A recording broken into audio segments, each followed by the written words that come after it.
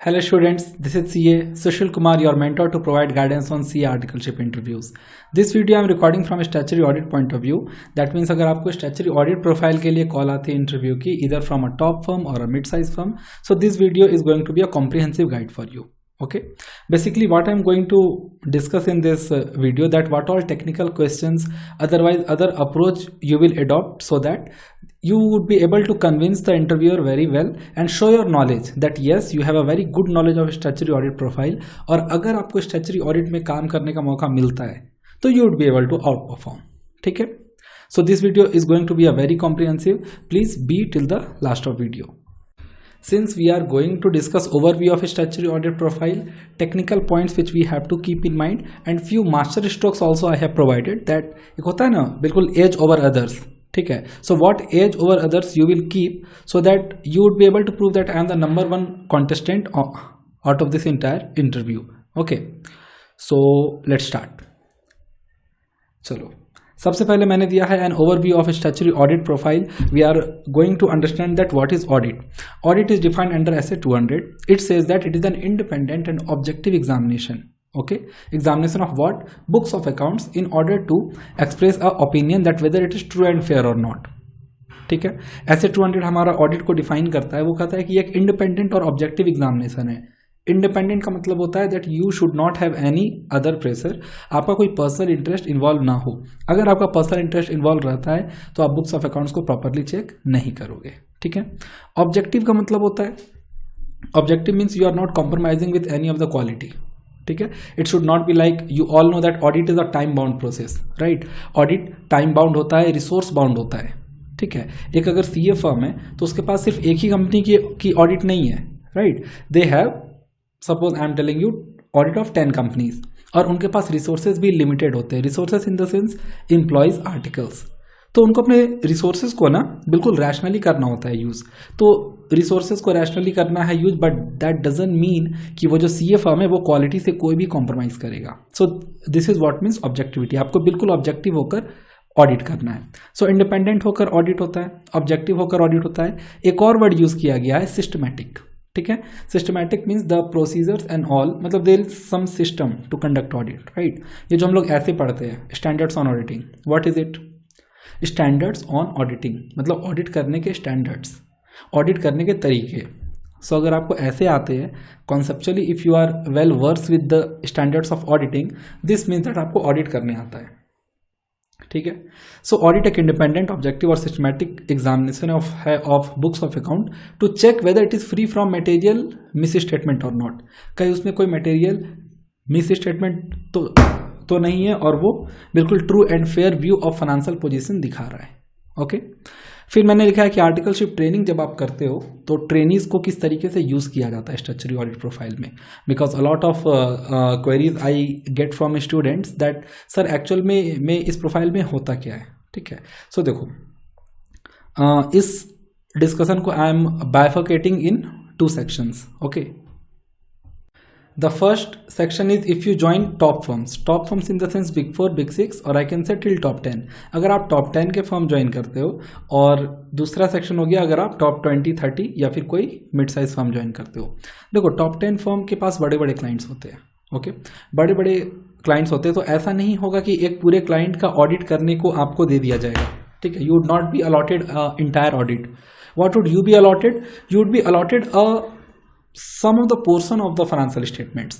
देखो, ऑडिट में हम लोग क्या करते हैं, we use to audit the financial statements, we use to check the financial statements, right. तो फाइनेंशियल स्टेटमेंट्स में तो बहुत सारे आइटम्स होते हैं, sale, purchase, cash, rent, any other expenses, and there are a lot of things, right. So all those things will not be get allocated to you in the top firms.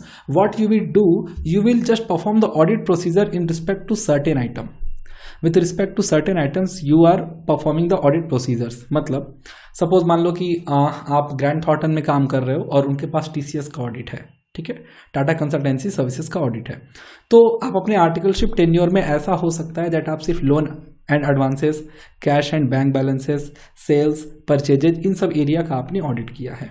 ठीक है, don't think कि sir इससे हमारा scope तो कम नहीं हो जाता है ना. नहीं, स्कोप नहीं होता है कम, बिकॉज सी ये पॉसिबल नहीं है कि आप TCS का सारा ऑडिट कर लो. Right. So you have to perform audit procedure on the certain assertions only. ठीक है, अभी असर्शंस एंड ऑल क्या होता है हम लोग काफ़ी डिटेल में करने वाले हैं discuss. So audit procedure same होता है whether you are performing it on few of the assertion or you are going to cover the entire financial statement. So if you are in the top firm, so you would be a small part of a big process. My suggestion to you people that even you are doing audit of only cash or borrowings or debtors or bad debts or rent, but you have to keep in mind that entire जो audit हो रहा है ना वो तो आपके team ही कर रहे होंगे. तो आपके सीनियर्स क्या क्या चीज़ कर रहे हैं, how they are doing the things, how they are approaching the client, how they are speaking to the client, ये सब आपको ध्यान रखना है. ओके, सो दैट आपको पता चले दैट आप जो इवन स्मॉल सा वर्क कर रहे हो सो उसकी कंट्रीब्यूशन ओवरऑल प्रोसेस में क्या है. ठीक है, सो टॉप फर्म्स में ऐसा होगा. आप अगर कोई मिड साइज फर्म या कोई मिड टॉप फर्म अगर आप करते हो ज्वाइन, तो मिड टॉप फर्म मतलब इन द सेंस टॉप 30 वगैरह के फर्म या टॉप 20 के फर्म के पास उतने बड़े क्लाइंट नहीं होते. तो मे बी ऐसा हो that half of the audit, और आप अगर कोई मिड साइज फर्म में हो ना तो पूरा ऑडिट. जैसे मैंने अपना आर्टिकलशिप किया एक मिड साइज फर्म से दिल्ली में, तो मैंने आप समझो कि मैंने 3-4 कंपनियों का ऑडिट किया. ठीक है, पूरे कंपनी का ऑडिट मैंने किया, पूरे बैलेंस शीट का ऑडिट मैंने किया. टर्नओवर अराउंड 1 करोड़ प्लस थे. ठीक है, तो जो भी मिड साइज फर्म होते हैं उनके जो टर्नओवर होते हैं वो ऐसे ही होते हैं 50 लाख प्लस 1 करोड़ टू 10 करोड़ तक. ओके, तो मैंने सारे फाइनेंशियल स्टेटमेंट्स का ऑडिट किया था, right from the vouching to ledger scrutiny, preparation of the financial statements as per schedule 3. ठीक है, preparation in the sense framework के अकॉर्डिंग. ठीक है, वैसे मैनेजमेंट की रिस्पॉन्सिबिलिटी होती है. ठीक है, तो आप अगर एक मिड साइज फर्म में स्टैट्यूटरी ऑडिट में ज्वाइन कर रहे हो तो you would be able to do audit of a entire company, because वहाँ पे रिसोर्सेज भी कम रहते हैं और कंपनी छोटे होते हैं, आपके बस की बात होती है.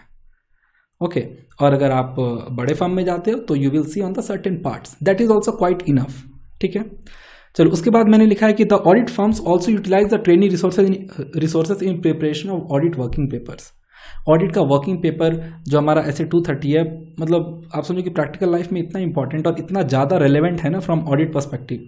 हम लोग अभी तक पढ़ते तो ऐसे 230 हम लोगों को ना छोटा और ईजी लगता है, but I will tell you practically audit documentation का बहुत ही इंपॉर्टेंस है. ठीक है, जनरली आप अपने सीनियर या किसी और से पूछोगे तो वो मजाक में ऐसे बोलेंगे कि सर ये वर्किंग पेपर बनाते टाइम ना हम लोग सिर्फ कॉपी पेस्ट करते हैं, but it's not about copy paste. Few things are getting copy pasted जो कि सेम होता है. अदरवाइज अभी आप अगर देख लो तो ऑडिट वर्किंग पेपर को बनाने में it is the first time, मतलब अगर एक आर्टिकल स्टैट्यूटरी ऑडिट प्रोफाइल में ज्वाइन किया और वो ना वर्किंग पेपर बना रहा है तो it is the first time he is learning formatting, drafting. ठीक है, कि किस बातों को रिकॉर्ड करना है. आप लोगों ने अगर ध्यान दिया होगा इंटरमीडिएट में भी तो हर एक स्टैंडर्ड के लास्ट में डॉक्यूमेंटेशन आता है. दैट ऐसे 210 में जो हम लोगों ने ऑडिट प्रोसीजर किया या 510 में जो हम लोगों ने ऑडिट प्रोसीजर किया तो उसको हम लोगों को डॉक्यूमेंट करना होता है.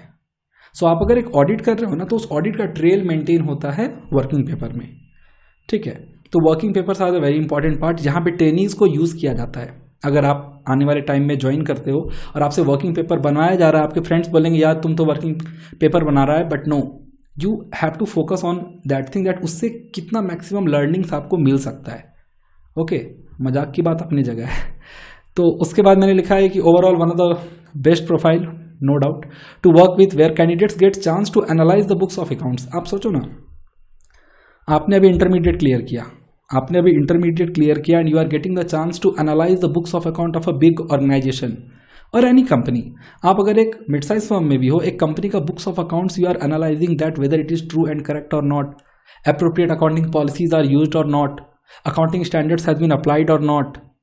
तो इससे ना आपका एनालिटिकल स्किल्स बहुत ही ज़्यादा इंप्रूव होता है. ठीक है, this is the reason I have mention in the last line that working in statutory audit profile really improves your analytical drafting and other relevant skills which makes you a true professional. ठीक है, okay, चलो. So I think this will make you guys clear that what all things are included in the statutory audit profile and it is really a very good profile to work with and it is most preferred also. मतलब आप समझो अभी तक मैं more than 6,000 student से कर चुका हूँ बात as on date and more than 60% student prefers to go in statutory audit because इतनी सारी चीज़ें इंटरलिंक्ड है ना. When you see the financials of any company, when you see the annual report of any company, तो इतनी सारी चीज़ interlinked है कि you will get the knowledge of a lot of area while you are working in statutory audit. Okay, so chalo, with this understanding we are proceeding now. One second.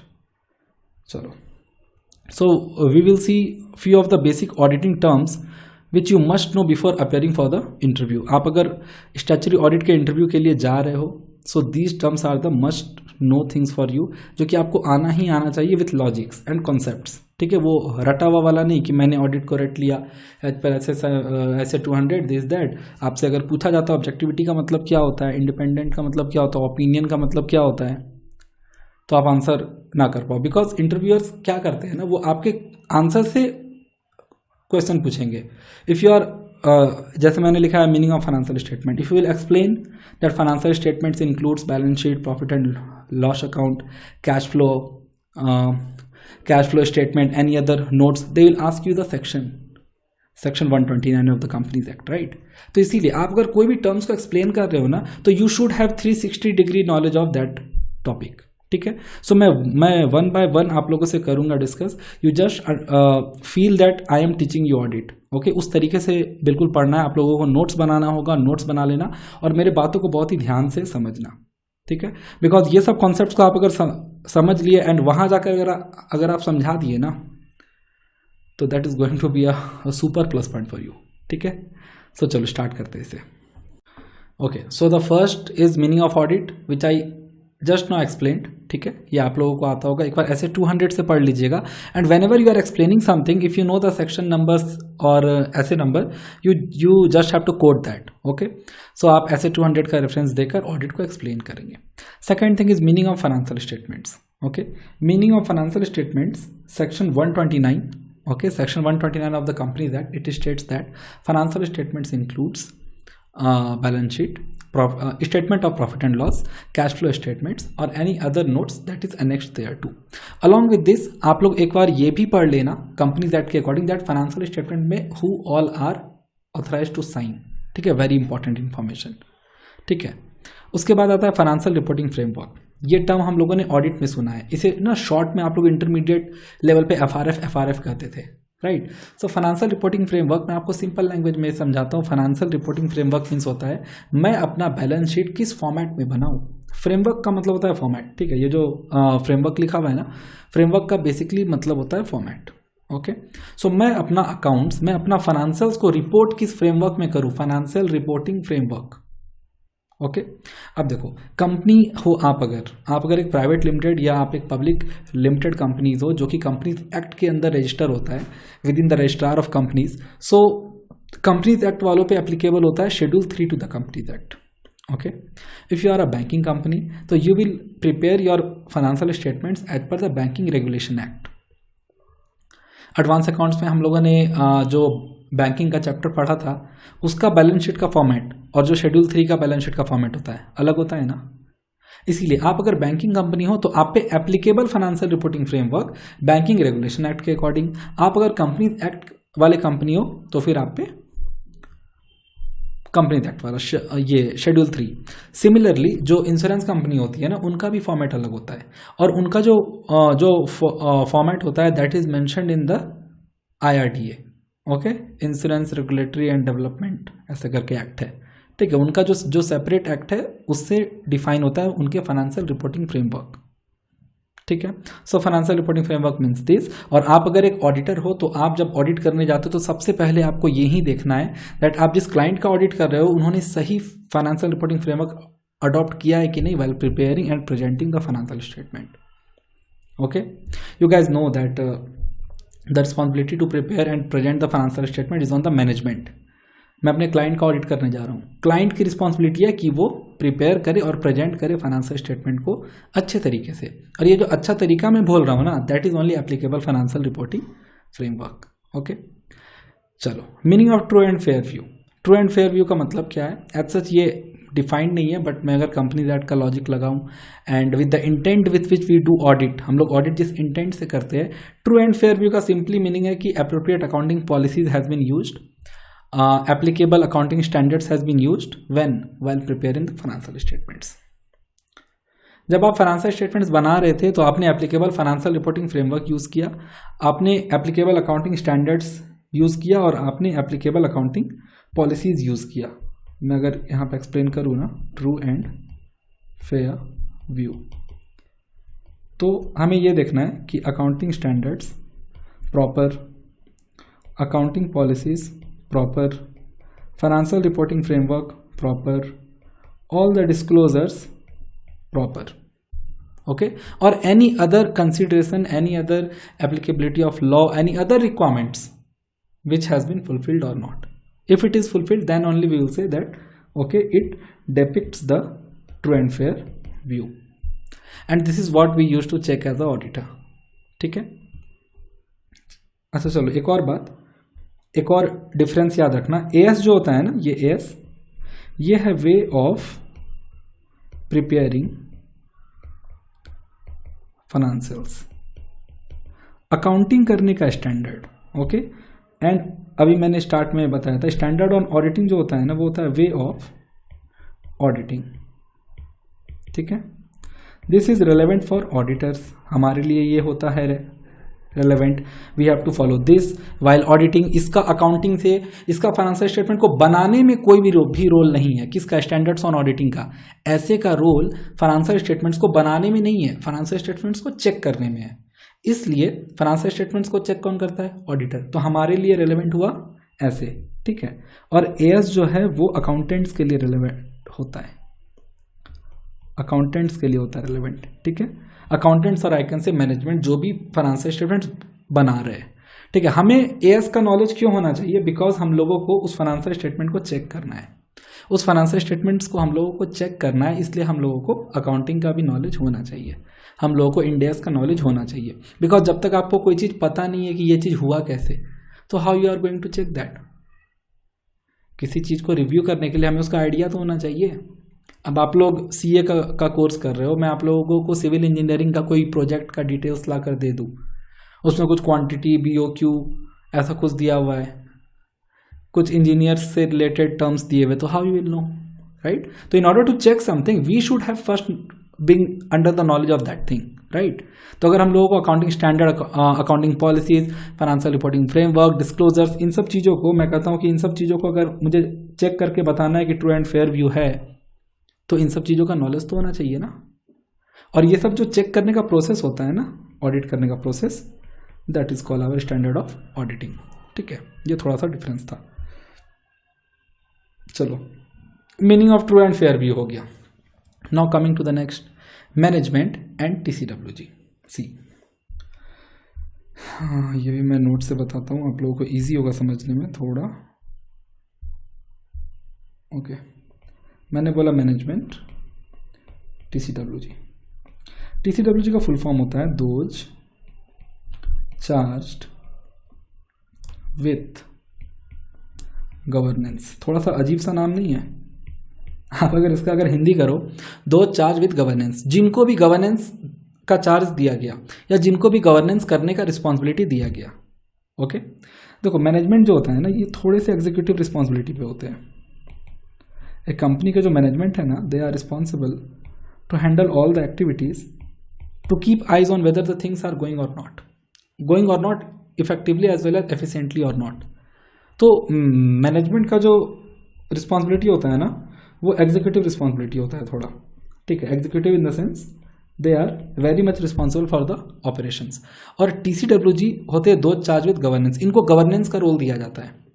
Governance का मैं अगर आपको simple सा meaning बताऊं तो कितना ज़्यादा, मतलब कि चीज़ें ट्रांसपेरेंट तरीके से हो रही है कि नहीं, this TCWG have to ensure, okay. और टीसीडब्ल्यूजी हमेशा ओवरसाइट रखता है ऑफ मैनेजमेंट। मतलब ओवरसाइट रखने का मतलब है कि ये मैनेजमेंट पे ध्यान रखता है दैट मैनेजमेंट अपनी रिस्पॉन्सिबिलिटी अच्छे से कर रही है कि नहीं। एक और बात, टीसीडब्ल्यूजी जो होते हैं, ये only when required in big companies. देखो, मैं अगर आप लोगों को जेन्युइनली बताऊं ना, तो आप समझो कि मैनेजमेंट और टीसीडब्ल्यूजी जो है ना, ये दो अलग चीज़ नहीं थे। बट जो बड़ी बड़ी कंपनीज होते हैं उसमें इतने लेवल ऑफ रिस्पॉन्सिबिलिटी ही होते हैं ना कि ये हायरार्की को सेपरेट कर दिया गया। मैनेजमेंट के ऊपर एक लेवल बना दिया गया, उनका नाम दे दिया गया TCWG। जैसे इन्फोसिस है, हिंदुस्तान यूनिलीवर है, ITC है, TCS है, इन सब में मैनेजमेंट भी होंगे, TCWG भी होंगे, बिकॉज वहाँ पर काम इतना ज़्यादा है। बट आप एक सोचो, एक छोटी सी कंपनी है 50 लाख की, सपोज मेरी ही एक कंपनी है, या मैं चलो कंपनी छोड़ दो, मेरी अगर एक सोल प्रोप्राइटर नॉर्मल सा बिजनेस भी है, ठीक है, मेरा अगर एक बिजनेस भी है और उसे सिर्फ मैं चलाता हूँ, तो I am the management as well as I am the TCWG both. ठीक है, मुझे ज़बरदस्ती रखने की रिक्वायरमेंट नहीं है कि मेरा बिजनेस है तो मैं एक और को अपॉइंट कर लूँ, तुम आज से मेरे TCWG। नो, जहाँ पर रिक्वायरमेंट होती है वहाँ पर ही हम लोग TCWG को अपॉइंट करते हैं, और ये मोस्टली बड़े कंपनी में होता है। सो TCWG मैं सिंपली बताऊँ, ये दो चार्ज विद गवर्नेंस है, मैनेजमेंट से एक हायर लेवल के होते हैं। इनका काम होता है ओवरसाइट ऑन द मैनेजमेंट रखना। मैनेजमेंट एग्जीक्यूटिव रिस्पॉन्सिबिलिटी में ज़्यादा रहते हैं। They have to ensure that the company is operating effectively and in the interest of stakeholders. Okay, this is the difference between management and those charge with governance. ऐसा भी हो सकता है कि दो चार्ज विद गवर्नेंस एक company में हो ही ना, ध्यान रहे। ओके, चलो उसके बाद है ethical requirement for audit of financial statements. ये हम लोग, आप लोग याद करो कहाँ पढ़े हैं, ethical requirement for audit of financial statements. This all we read in SA 200, right? Integrity, objectivity, confidentiality, professional competence, independence and all. Okay, this all you have to remember. आप ऑडिट का इंटरव्यू देने के लिए आए हो, आपको यही नहीं पता है कि what all ethical requirement is there for an auditor, तो काम नहीं चलेगा ना। Okay, so you must have in mind that what is ethical requirement for the audit. उसके बाद है reasonable and absolute assurance. This is a very very very interesting discussion. Okay, so आप लोगों ने audit पढ़ते टाइम बहुत बार ये word सुना होगा that to obtain a reasonable assurance, to obtain a reasonable assurance, okay, ये क्या है मैं बताता हूँ आपको। देखो, assurance जो होता है ना, वो auditing के context में मैं अगर कहूँ तो 3 तरह के होते हैं। Okay, First is absolute assurance, absolute assurance. Second one, reasonable assurance. And third one, lower level of assurance, lower level assurance. अगर मैं एक स्केल में से ड्रॉ करूँ ना, स्केल में अगर मैं इसे ड्रॉ करता हूँ, तो ये टॉप का होता है एब्सोल्यूट, ठीक है, ये यहाँ पे होता है रीजनेबल, हाफ से कुछ ज़्यादा, और ये बिल्कुल बिल्कुल नीचे होता है लोअर।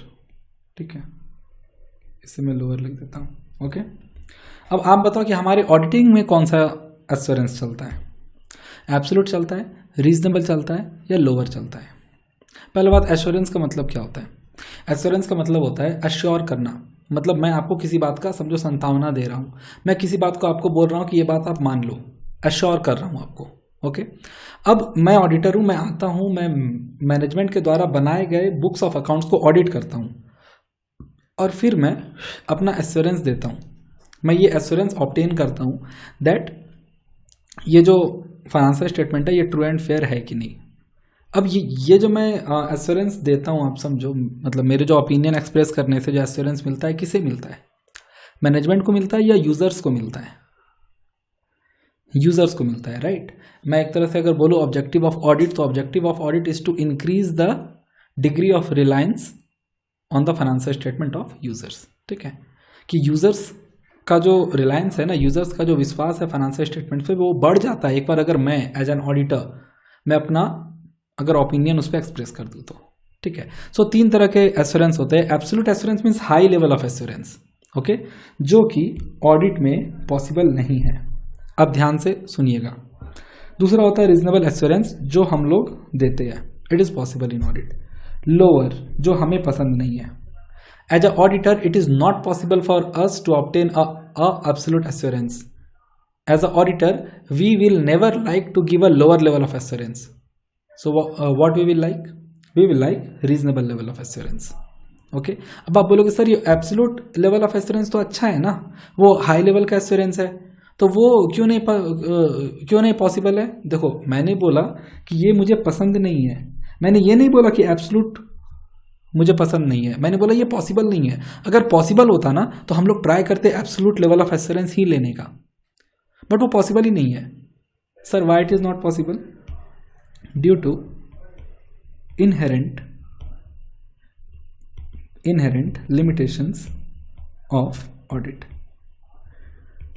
ऑडिट के कुछ इनहेरेंट लिमिटेशंस होते हैं, right? Timeliness of cost, benefit between cost, resources, inherent limitation of internal controls. So there are few points, SA 200 में ही मेंशन है, जिसके कारण वर्ड ऐसा यूज किया गया है कि owing to inherent limitation of audit, no matter how much effectively and efficiently as per the standards के अकॉर्डिंग ही भी अगर एक ऑडिटर ऑडिट करता है, स्टिल चांस है कि कुछ ना कुछ तो प्रॉब्लम रह जाएगा, राइट? यही कहता है ना इनहेरेंट लिमिटेशन ऑफ ऑडिट, अगर मैं सिंपल लैंग्वेज में बोलूँ तो, right? Inherent limitation of audit का मतलब यही होता है। This is the reason why हम लोग हाई लेवल का एश्योरेंस नहीं ऑब्टेन कर पाते, टॉप लेवल का एश्योरेंस नहीं ऑब्टेन कर पाते। हम लोग ऑब्टेन कर पाते reasonable level of assurance, reasonable level of assurance, reasonable assurance. अगर आप लोग इसे देखो तो ये शायद ऐसे 700 में किया हुआ है डिफाइन, या 200 में भी है। इसको कहा जाता है कि नॉट अ एब्सोल्यूट एश्योरेंस। ये एब्सोल्यूट एश्योरेंस नहीं है, but very close to it, very close to it. एक इस लेवल का एश्योरेंस जिसपे कि हम लोग रिलाई कर सकते हैं, यूजर्स रिलाई कर सकते हैं कि हाँ ऑडिटर ने रीजनेबल एश्योरेंस ऑब्टेन किया था जब वो ऑडिट कर रहे थे। तो ओके, सो रीजनेबल एश्योरेंस और एब्सोल्यूट एश्योरेंस में यही डिफरेंस होता है। Absolute assurance is the high level of assurance, is the top level of assurance, which is not possible under audit because audit suffers from inherent limitation of audit.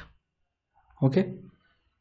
अगर हमारा बस चलता तो हम एब्सोल्यूट लेवल ऑफ एश्योरेंस ही obtain करते, but वो हमारे लिए पॉसिबल ही नहीं है due to inherent limitation of audit, inherent limitation of internal controls. हमें रीजनेबल लेवल ऑफ एश्योरेंस ही मिल पाता है जो कि सफिशिएंट है। ओके, सो ये डिफरेंस होता है absolute assurance and reasonable assurance में। चलो, उसके बाद प्रोफेशनल स्केप्टिसिज्म, आप सबको पता है ऐसे 200 में ही डिफाइन है। प्रोफेशनल स्केप्टिसिज्म का मतलब है that being alert to situation, ठीक है, critical assessment of audit evidence, ठीक है। आप लोगों को मतलब कुछ भी ऐसा इनकन्सिस्टेंसीज दिखता है, if any inconsistencies you come across while auditing, ठीक है। अगर आपने ऑडिट एक तरीके से किया था, आपको आंसर मिला था 5, दूसरे मेथड से सेम चीज को आपने चेक किया, आपको आंसर मिला 7, तो you should be alert to such kind of scene that अभी यार 5 था, when I am solving the same thing तो वो 7 क्यों आ रहा है। Okay, so this is called professional scepticism. और ऑडिट में ऐसा वर्ड यूज किया गया कि while doing audit the auditor is expected to maintain a attitude, मतलब see this professional scepticism you have to inculcate in your attitude only. Attitude means what, I can से general आदत, आपका तरीका, तो अपने तरीके में ही प्रोफेशनल स्केप्टिसिज्म ले आओ, जिसका मतलब है कि being alert to a condition, ठीक है, being a questioning mind whenever you find anything exception. Exception means कि नॉर्मल से एबनॉर्मल काइंड ऑफ थिंग, कुछ भी आपको अगर एक्सेप्शन दिखता है तो you should wait and ask question, you should not be like, जैसे मैं एक और एग्जांपल देता हूँ, रिटर्न रिप्रेजेंटेशन आप लोगों ने सुना है, शायद मैंने लिखा है अभी आगे, तो रिटर्न रिप्रेजेंटेशन ऐसे 580, written representation means what, a return confirmation obtained from management. कुछ बातों पे अगर हम लोगों को ऑडिट एविडेंस नहीं मिलती है, या कुछ ऐसा आप समझो कि कोई ऐसा सर्कमस्टांसेस है, तो वहाँ पे we would prefer to obtain a written representation from management. Management से हम लोग रिटर्न में ऑब्टेन करा लेते कि हाँ चलो ये बैलेंस मैच कर रहा था, या ये ऐसा रीजन था, this is the reason why this is happening. Okay, but written representation is not a audit evidence. Okay, it is not a audit evidence. Why? Because management कुछ भी लिख कर दे दे उसे हम मान नहीं लेंगे, बिकॉज ऑडिट एविडेंस पे बहुत ही इंपॉर्टेंट बात करता है डिपेंड। आप समझो कि हमारा ऑडिट, हमारा ओपिनियन कि whether it is true and fair और not, it is totally based on audit opinion. तो मैं कहता हूँ एक हर्ट वाली जो बात होती है ना ऑडिट करते time, that is your audit evidence of a entire audit process. Audit evidence is the heart of that process. Okay, so मैं रिटर्न रिप्रेजेंटेशन को ऑडिट एविडेंस नहीं मानता हूँ। अब अगर मैंने कुछ रिटर्न रिप्रेजेंटेशन लिया मैनेजमेंट से, मैंने कुछ रिटर्न रिप्रेजेंटेशन लिया है, तो वो रिप्रेजेंटेशन पढ़ने के बाद I would be maintain attitude of questioning mind that ये जो इन्होंने लिखा है ये कुछ अपने मन से कुछ ज़्यादा ही अपने कंपनी को फेवर करते हुए लिख दिया है क्या। We will ask a question and if there would be something that we would not like or that we feel that it is not in line with the accounting standards or accounting policies, we will ask the management to revise that. ठीक है, तो revision हम लोग कब कराएंगे? Revision तभी कराएंगे जब क्वेश्चनिंग माइंड होंगे. अब उन्होंने कुछ रिटर्न रिप्रेजेंटेशन दिया, मैंने लेके पॉकेट में रख लिया और उसे मान लिया कि हाँ जो मैनेजमेंट कर रहा है वो सच है. This is not a way. Okay, so if someone asks you what is professional skepticism, explain it as per SE 200 and also quote that an auditor must maintain an attitude of professional skepticism during the course of audit. Okay, चलो उसके बाद मैंने लिखा professional judgement. Again very important, मतलब आप समझो कि audit हमारा प्रोफेशनल जजमेंट पे ही बेस्ड है. देयर इज समथिंग मैं आप लोगों से एक और बात करना चाहता हूँ शेयर, जो कि अभी ना मतलब बहुत ऐसे रूमर आते हैं दैट ऑडिट का स्कोप कम हो गया है, चीज़ें ऑटोमेट हो गई है, दिस दैट. आप बताओ प्रोफेशनल जजमेंट का मतलब क्या होता है? What do you mean by professional judgement? Professional judgement means that you have to based on your knowledge, your experience and your training. इसके डेफिनेशन में ये 3 वर्ड यूज किया हुआ है. The application of your knowledge, your practical training and your expertise you have to apply and then you have to judge on the based of circumstances. आप बताओ ये जो प्रोफेशनल जजमेंट का काम है, जो कि आप लोग जब स्टैंडर्ड्स पढ़ोगे, अगर आई डोंट नो कितनी लॉजिकली आप लोगों ने पढ़ा है, कॉन्सेप्चुअली पढ़ोगे ना, तो स्टैंडर्ड्स ऑफ ऑडिटिंग में क्या पूरे ऑडिट में ही there are a lot of places, majority of the places जहां हम लोगों को प्रोफेशनली जज करना पड़ता है. हर कंपनी के ट्रांजैक्शंस अलग है, हर कंपनी का बिजनेस मॉडल अलग है, रेवेन्यू मॉडल अलग है, लॉजिस्टिक मॉडल अलग है. हम लोगों को जज करना पड़ेगा अपना सेंस लगा के. क्या सेंस को कोई रोबोट कर सकता है क्या replace? Robot is what? Artificial intelligence मैंने कोड कर दिया कुछ, चलो. बट क्या ये पॉसिबल है कि वो कोडिंग हर एक कंपनी पे अप्लाई हो जाए, हर एक बिजनेस मॉडल पे अप्लाई हो जाए, हर एक ट्रांजेक्शन्स पे अप्लाई हो जाए? कितने अनयूजुअल ट्रांजेक्शन्स होते हैं, मैं करता हूँ, मैं भी इंडस्ट्री में हूँ, मुझे पता है कितने अनयूजुअल और अनएक्सपेक्टेड ट्रांजैक्शंस होते हैं. एक नॉर्मल चार्टर्ड अकाउंटेंट सोच भी नहीं सकता है इस तरीके के ट्रांजैक्शंस होते हैं.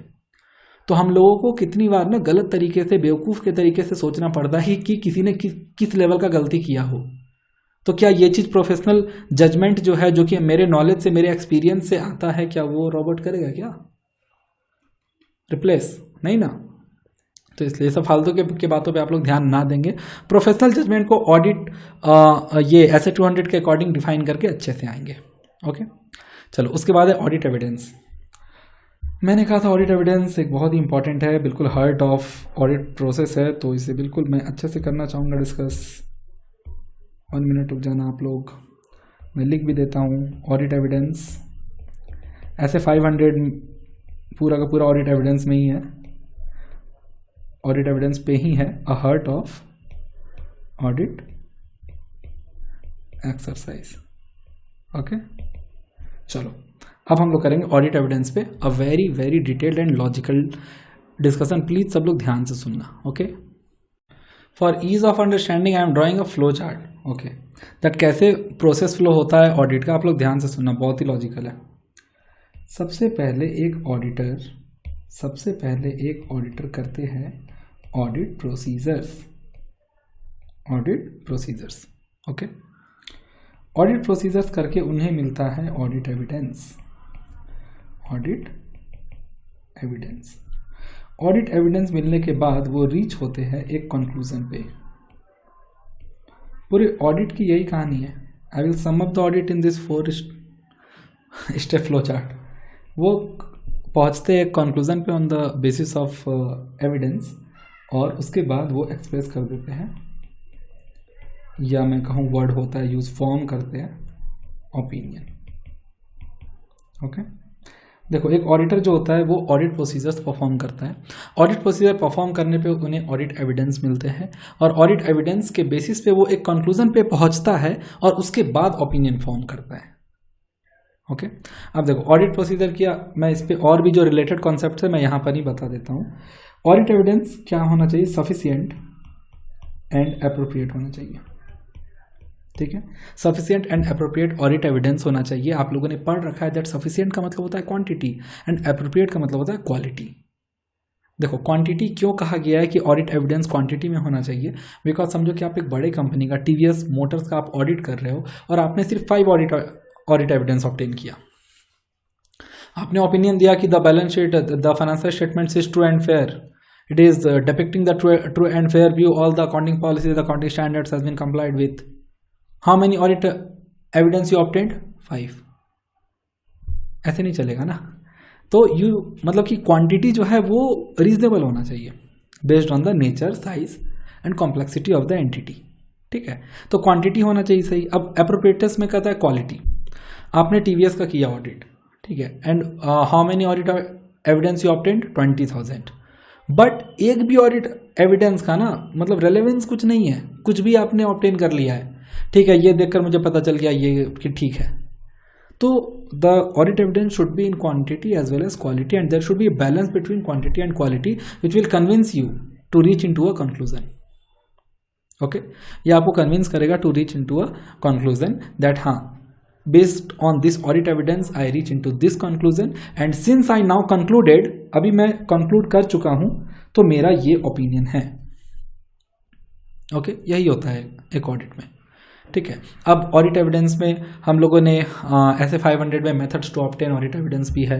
हम लोग इंक्वायरी करते हैं, इन्वेस्टिगेशन करते हैं, recalculation, reperformance, external confirmation, all these things are one of the procedures to obtain audit evidence. Okay, so ये सब चीज़ आप लोगों को अच्छे से ध्यान रखना है।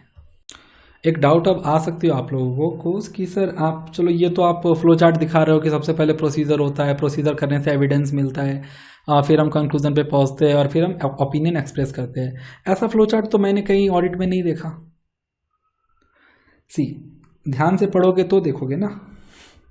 देखो, ऐसे 500 में ऑडिट एविडेंस को डिफाइन किया गया है। वो क्या कहता है कि information used by the auditor to reach into a conclusion on the basis of which the opinion is formed। क्या बोला? Information used by the auditor to reach into a conclusion. मतलब ऑडिट एविडेंस, ध्यान से देखना, audit evidence is a information that is used by auditor to reach into conclusion on which the opinion is based. तो ये हो गया ना कि ऑडिट एविडेंस एक ऐसा इंफॉर्मेशन है जिसके हेल्प से हम लोग कंक्लूजन पे पहुंचते हैं और उस कंक्लूजन पे बेस्ड होता है हमारा ओपिनियन। और ऑडिट एविडेंस जो है वो हमें ऑडिट प्रोसीजर करने से ही मिलता है। ओके, तो वहीं से मैंने ये फ्लो चार्ट डिराइव किया कि ऑडिट प्रोसीजर्स करेंगे, फिर हम लोग को ऑडिट एविडेंस ऑब्टेन होगा, then we will reach into a conclusion and then will form a opinion. And audit evidence would always be a sufficient and appropriate based on the case.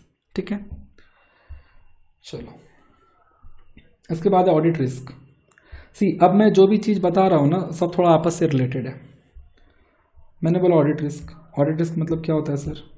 Audit risk भी आप लोगों ने ऐसे 200 में ही पढ़ा है। Audit risk का मतलब होता है अ रिस्क दैट ऑडिटर में express an inappropriate audit opinion.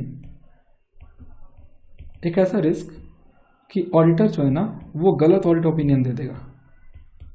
भाई लोग ऑडिटर को अपॉइंट क्यों करते हैं? ताकि वो एक रीजनेबल एश्योरेंस दे that the financial statements are true and fair, prepared in true and fair manner, या the financial statements are free from material misstatement whether due to fraud और एरर। इसलिए अपॉइंट करते हैं। But हुआ क्या, उस auditor ने inappropriate audit opinion दे दिया। Inappropriate means what? था सही बोल दिया गलत है, या था गलत बोल दिया सही है। क्या? Financial statements. Okay, financial statement सही था बट मैंने बोल दिया कि गलत है। फाइनेंशियल स्टेटमेंट गलत था, मैंने दे दिया कि ट्रू एंड फेयर है। This is called inappropriate audit opinion. अब देखो ऑडिट रिस्क जो है ना, ऑडिट रिस्क ये इंपॉर्टेंट पार्ट है। ऑडिट रिस्क और ऑडिट एविडेंस का रिलेशन है। ऑडिट रिस्क और ऑडिट एविडेंस का रिलेशन है। ये भी आप ना कहीं भी एक्सप्लिसिटली नहीं देखोगे।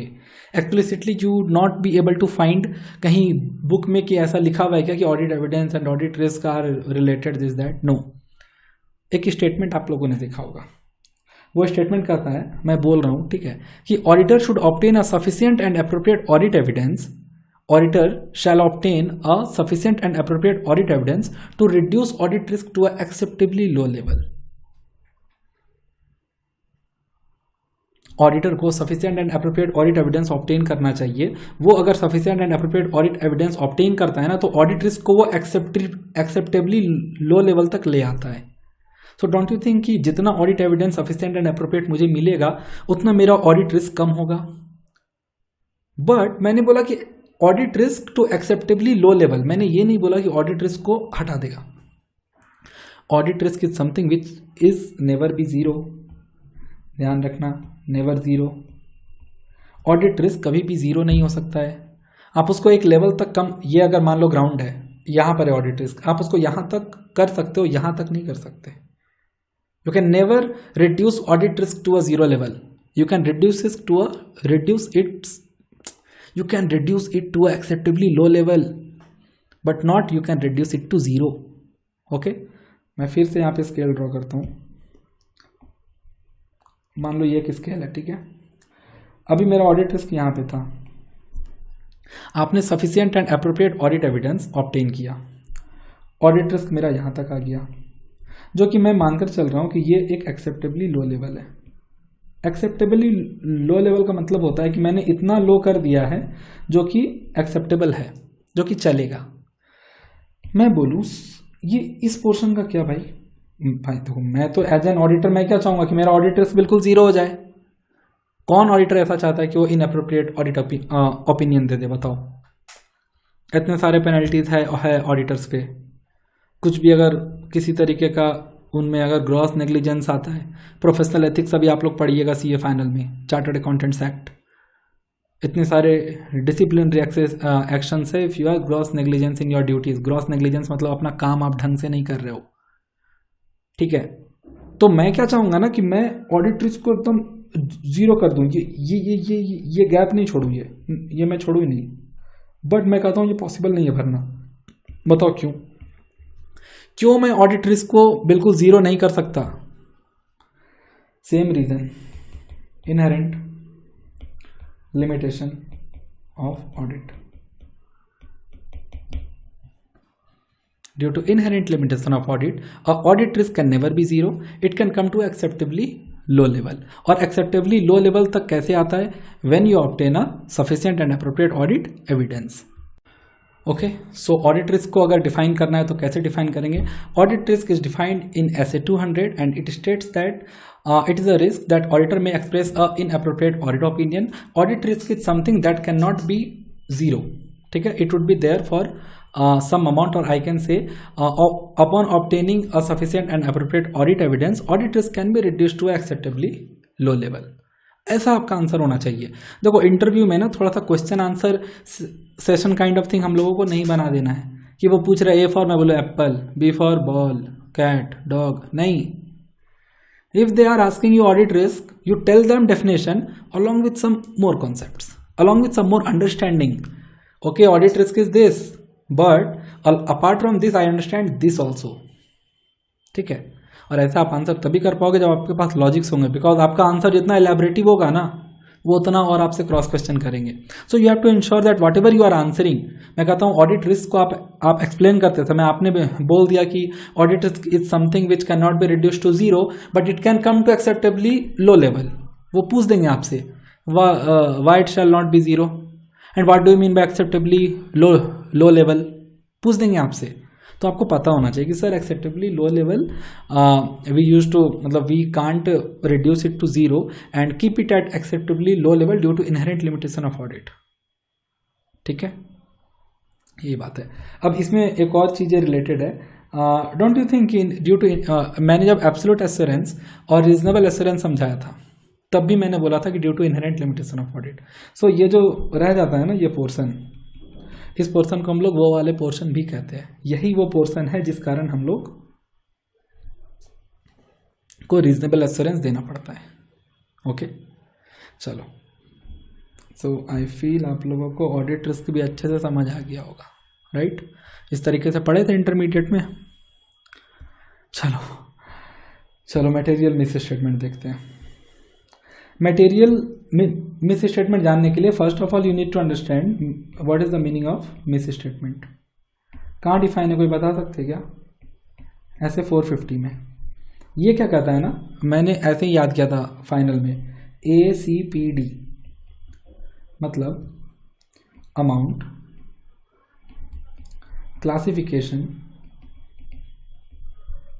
P for presentation, D for disclosures. ठीक है, कहता है कि amounts, classification, presentation and disclosures as required by financial reporting framework. देखो, फाइनेंशियल रिपोर्टिंग फ्रेमवर्क मैंने क्या बताया, ये एक फॉर्मेट है जिसमें आपको अपना बैलेंस शीट बनाना है।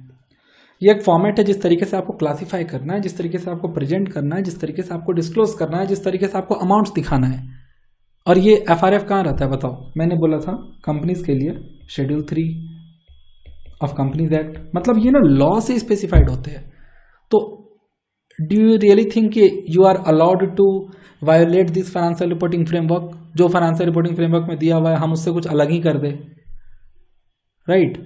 You are not allowed. ठीक है, तो इसलिए कहता है कि जो amount, classification, presentation and disclosure required by FRF था, ठीक है, मैं इसको लेता हूं एक्सपेक्टेड। ठीक है, ये एक्सपेक्ट किया जा रहा था। एंड जो amount, classification, presentation and disclosure made in financial statement, made नहीं लिखते, इसको लिखते reported, reported in financial statement, financial statement. ये अगर A है और ये अगर B है तो इस दोनों का जो डिफरेंस है ना, this is called miss statement. देखो, मिस स्टेटमेंट को मैं सिंपल लैंग्वेज में बोलूँ आपको मिस्टेक। ठीक है, जो आपसे एक्सपेक्टेड था और जो आपने रिपोर्ट किया उसमें जो डिफरेंस है, that is your mistake, that is your miss statement. Okay, now this miss statement becomes material, this miss statement become material when it affects the decision of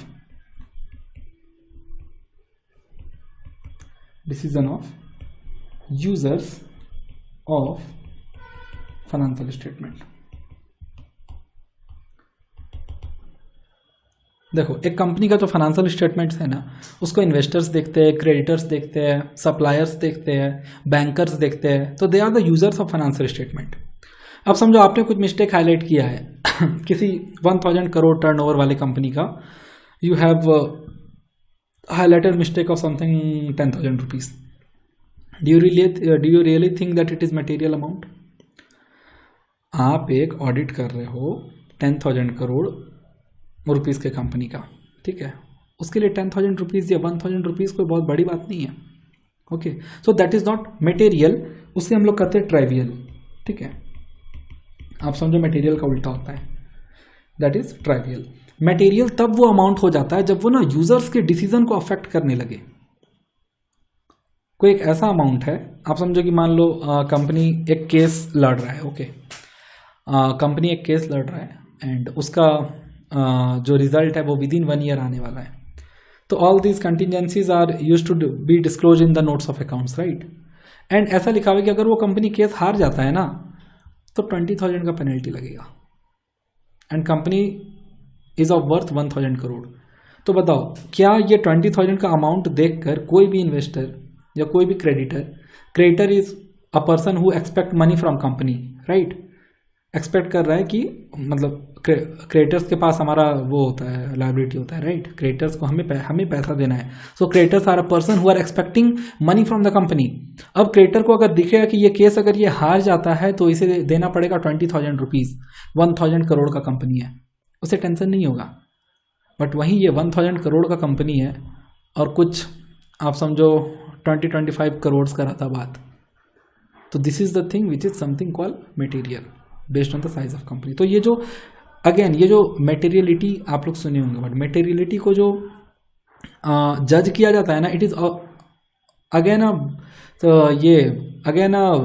क्या कहूँ मैं, again a scene of professional judgement. मैं based on company का nature, size, complexity, I will जज that what amount would be the material. इस case में material क्या होगा? जो अमाउंट इन्फोसिस के केस में मटेरियल है, that amount is not material in case of ITC, that amount is not material in case of Tata Motors. Business अलग है, इंडस्ट्री अलग है, टर्नओवर अलग है, जोग्राफिकल उनका लोकेशंस अलग है, सप्लायर्स अलग है, there are lot of factors. तभी मैंने बोला कि प्रोफेशनल जजमेंट को कोई रिप्लेस नहीं कर सकता है, वो आपके नॉलेज से ही आएगा। ओके, सो मैं बता रहा था मिस स्टेटमेंट का मतलब क्या होता है।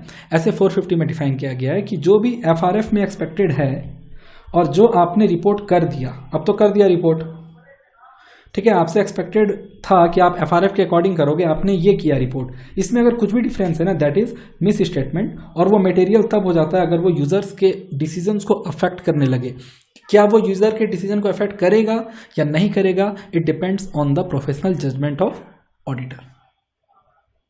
ठीक है, चलो, इनहेरेंट लिमिटेशन ऑफ ऑडिट, ये हमारे तो डिस्कशन में ही कवर हो गया है।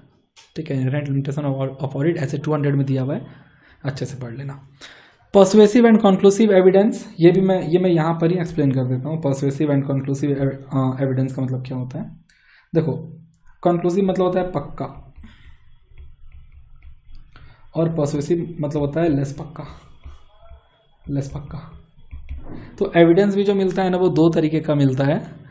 एक तो मिलता है बिल्कुल कंक्लूसिव एविडेंस, जो देखकर मतलब बिल्कुल कन्विंसिंग मैं कह सकता हूँ, ठीक है, बहुत ही ज़्यादा कन्विंस्ड एविडेंस, तो दैट इज कंक्लूसिव। और बाकी होता है परसुएसिव, जो कि लेस देन कंक्लूसिव होता है। अब इसमें अगेन पता है किसकी गलती है आप लोग गेस कर पा रहे होंगे, बड़ा बदनाम है वो, कौन है, इनहेरेंट लिमिटेशंस ऑफ ऑडिट। ठीक है, एक बार मैं ना समराइज कर देता हूं कि इसके कारण क्या क्या गलत होता है। इसके कारण ऑडिट रिस्क 0 नहीं होता है। ओके, इसके कारण एश्योरेंस, अच्छा 0 नहीं होता है, एक्सेप्टेबली लो लेवल होता है। बिकॉज आप लोग को ये भी तो पता होना चाहिए ना सर, नहीं होता है तो होता क्या है। एश्योरेंस एब्सोल्यूट नहीं होता है, होता क्या है, रीजनेबल। ठीक है, इसके कारण एविडेंस कंक्लूसिव नहीं होता है, होता क्या है, होता है पर्सुएसिव। ठीक है, पर्सुएसिव होता है। इनहेरेंट लिमिटेशन ऑफ ऑडिट का इतना प्रॉब्लम है, इतनी जगह ये प्रॉब्लम क्रिएट कर रहा है। ओके, हाँ ठीक है, चलो सर कितने टर्म्स बताओगे, इतने सारे हो गए, अभी और है बाबू, ये सब चीज़ अगर नहीं आएगी तो क्या आएगी। ओके, चलो, so starting with the audit documentation working papers. SA 230 is the entire standards which is based on audit documentation. Okay, so सबसे पहले देखो कि ऑडिट डॉक्यूमेंटेशन, या मैं कहूँ अगर वर्किंग पेपर, तो इसका मतलब क्या होता है। Working papers is a record of audit procedure performed, audit evidence obtained and conclusions reached. अब जब मैं बता रहा था वो फ्लो चार्ट की ऑडिट प्रोसीजर पहले होता है, फिर ऑडिट एविडेंस होता है, फिर हम लोग कंक्लूजन पे पहुंचते हैं, तो उस टाइम आप लोग सोच रहे थे ना कि सर ये बात आपको कहाँ से मिला। देखो ये एग्जैक्ट डेफिनेशन है एसेट 230 में। तो एसेट 230 में जो ये डेफिनेशन है ना कि audit procedure performed, audit evidence obtained and then conclusion reached, यही तो वो 3 था स्टेप। सबसे पहले हम लोग ऑडिट प्रोसीजर परफॉर्म करते हैं, तो वी हैव टू रिकॉर्ड कि मैंने क्या प्रोसीजर परफॉर्म किया, फिर मुझे उसके बेसिस पे क्या एविडेंस मिला और उस एविडेंस के बेसिस पे हमने क्या कंक्लूड किया। Okay, all this things should be recorded in the audit working papers. ठीक है, ये सारे चीज़ों को रिकॉर्ड करना पड़ता है ऑडिट वर्किंग पेपर्स में। सर उससे बेनिफिट क्या होता है, देखो आपने जो ऑडिट प्रोसीजर परफॉर्म किया है, मतलब आपने जो भी स्टेप्स लिया, आपने जो भी प्रोसेस फॉलो किया for the purpose of audit, उसकी रिकॉर्डिंग्स रहती है। कभी भी कुछ फ्यूचर सिग्निफिकेंस, फ्यूचर करस्पॉन्डेंस अगर आपको करना पड़ा, दैट मैंने जब इस पार्ट का ऑडिट किया था तो मैंने एग्जैक्टली किया क्या था, बिकॉज इतने ट्रांजैक्शन को हम लोग चेक करते हैं, 2 दिन पहले का बात याद नहीं रहता है। ठीक है, इसीलिए it is very much important to maintain the trail, maintain the working paper. तो वर्किंग पेपर का इंपॉर्टेंस, आई रिपीट अगेन, बहुत ज़्यादा है। आप लोग को आर्टिकलशिप के टाइम में अगर चांसेस मिलता है, जो कि मतलब कि mostly it is highly probable that you will get chance to draft a working paper, please मन लगा के ड्राफ्ट करना उसको, उसकी फॉर्मेटिंग प्रॉपर, कैसे किस प्रोसीजर्स को रिकॉर्ड करना है, क्या ऑडिट एविडेंस हमें मिला, ठीक है, कुछ एक्सेप्शंस अगर आइडेंटिफाई हुए हो, तो एक्सेप्शंस का मतलब मैंने ऑलरेडी बता रखा है कि नॉर्मल से अगर कुछ हट के, मतलब कुछ अगर मिस्टेक मिला तो मैं जनरली लिखाता हूँ the things which you want to highlight.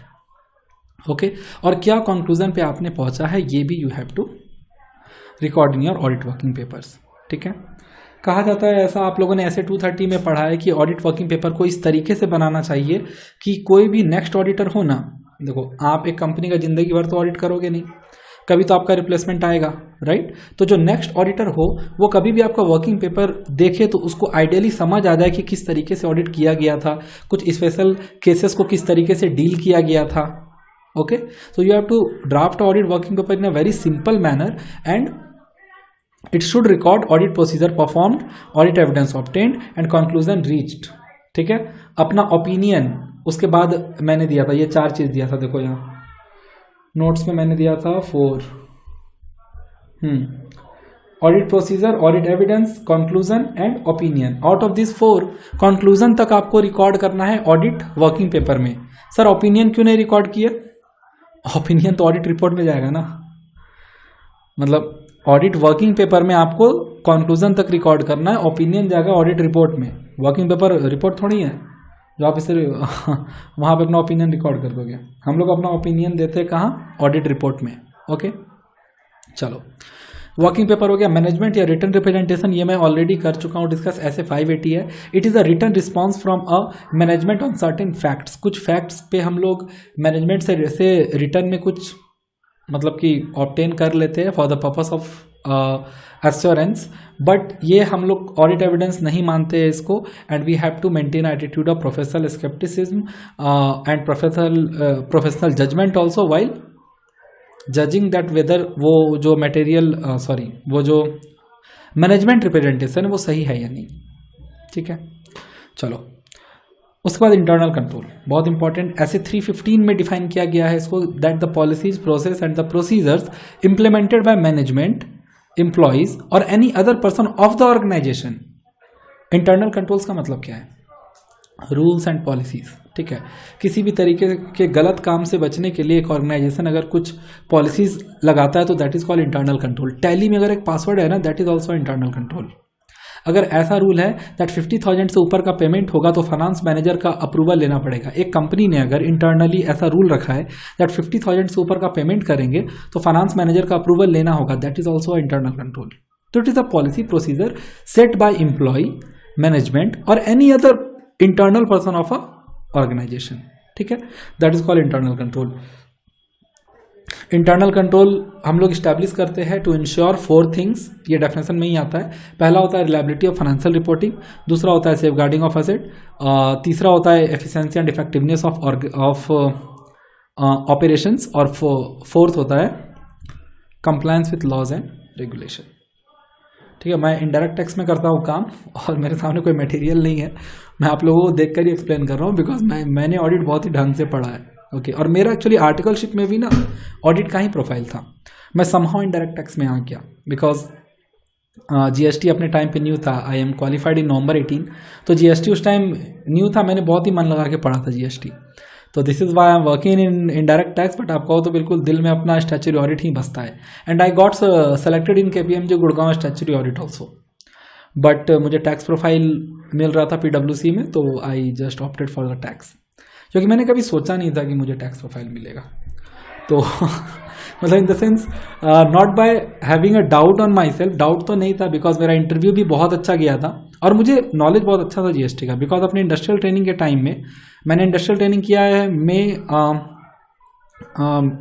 May 17 to May 18। Okay, आप समझो कि अपना इंडस्ट्रियल ट्रेनिंग का जो था वो May 17 से May 18 का था पीरियड, और जीएसटी आया था July 17 में, राइट। तो उस टाइम ना जीएसटी बहुत न्यू था, तो मैंने इंडस्ट्रियल ट्रेनिंग किया इन्फोसिस से। तो वहाँ पे मैं कुछ टाइम तक इन प्रिपेयरिंग PPTs और लॉ को इंटरप्रेट करने एंड ऑल में आई वॉज इन्वॉल्व देयर इन।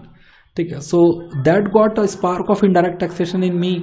और आर्टिकलशिप में मैंने स्टैच्यूटरी ऑडिट भर के किया था, ऑडिट वॉज माई फेवरेट। तो KPMG start audit I got selected post qualification, और PwC इंडायरेक्ट टैक्स में भी आफ्टर 3 days हो गया था। मैं कंफर्म ही करने वाला था KPMG स्टार्ट, बट जब इंडायरेक्ट टैक्स मिल गया तो आई थॉट दैट चलो अब टैक्स में ही करते हैं काम, ठीक है। तो चलो मैं बता रहा था आपको इंटरनल कंट्रोल। इंटरनल कंट्रोल ऐसे 315 में है, मैंने आपको डेफिनेशन बताया और बेसिक मीनिंग भी बताया।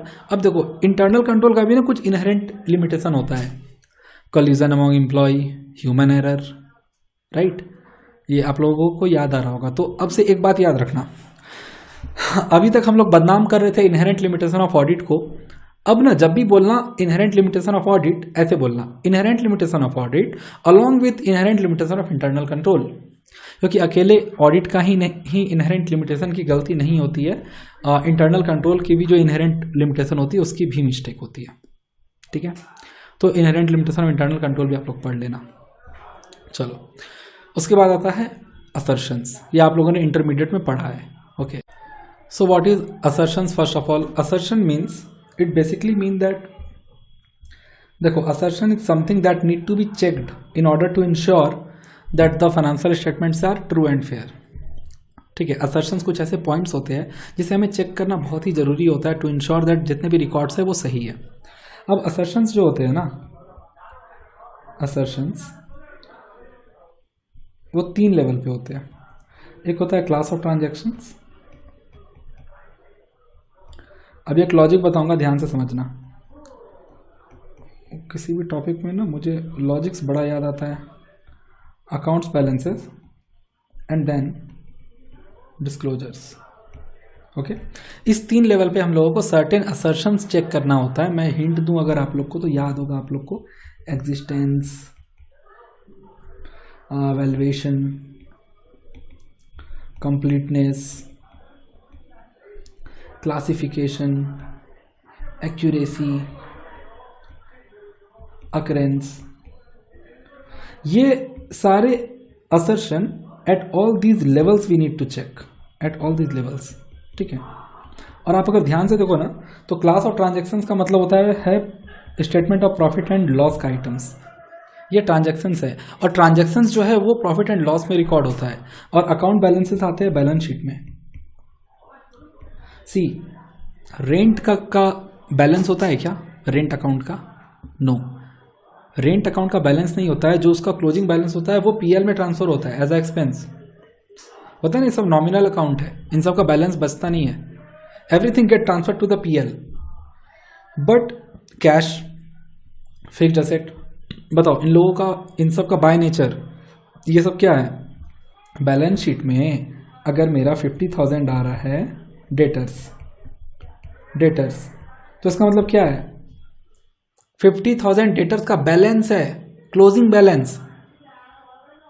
तभी मैं कह रहा हूं कि अकाउंट्स बैलेंसेस जो होते हैं ना वो बैलेंस शीट के आइटम्स होते हैं, और ये जो डिस्क्लोजर्स है ये नोट्स टू अकाउंट्स के होते हैं। तो डोंट यू फील कि ये तो बैलेंस शीट ही हो गया, सॉरी ये तो पूरा का पूरा फाइनेंशियल स्टेटमेंट हो गया।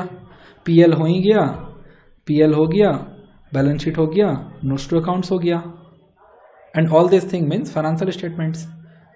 सो for all this thing we have to check the assertions, और असर्शंस ऐसे होते हैं एग्जिस्टेंस। मैं एक और एग्जांपल देता हूँ, देखो। और असर्शन जो होते हैं ना वो मैनेजमेंट की तरफ से डाले जाते हैं। मैं इसको ऑडिटिंग के टर्म्स में अगर इंटरप्रेट करूँ ना, और तो if a balance sheet has been prepared by management, right, उन्होंने दिखाया कैश का balance 1 lakh rupees. You know what this actually mean?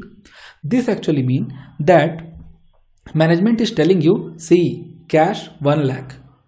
So this means management is telling me 1 lakh cash exists, 1 lakh cash is complete. Management has done the valuation and it comes to 1 lakh. Management has ownership over this cash. मतलब जितने भी चीज़ों को management ने profit and loss account में या balance sheet में disclose किया है ना, तो वो सारे चीज को आप समझो कि असर्ट कर रहा है मैनेजमेंट कि this thing pertains to me, this thing exist, this thing is valued, this thing is complete. ये मैं असर्शन का ही बात कर रहा हूँ। This thing exist, this thing valued, this thing is complete, this thing is properly classified, this thing is accurate and this thing has actually occurred during the financial year. ऐसा कह रहा है मैनेजमेंट। ऐसा कुछ फील नहीं आ रहा आपको? अगर प्रॉफिट एंड लॉस अकाउंट में आप देखते हैं टेलीफोन एक्सपेंसेस, तो आपको क्या लगता है? Management is telling you in this year I have occurred 10,000 telephone expenses, I have valued my telephone expenses and it came to 10,000। ऐसा मैनेजमेंट कर रहा है। उसी असर्शन को हम लोग चेक करते हैं,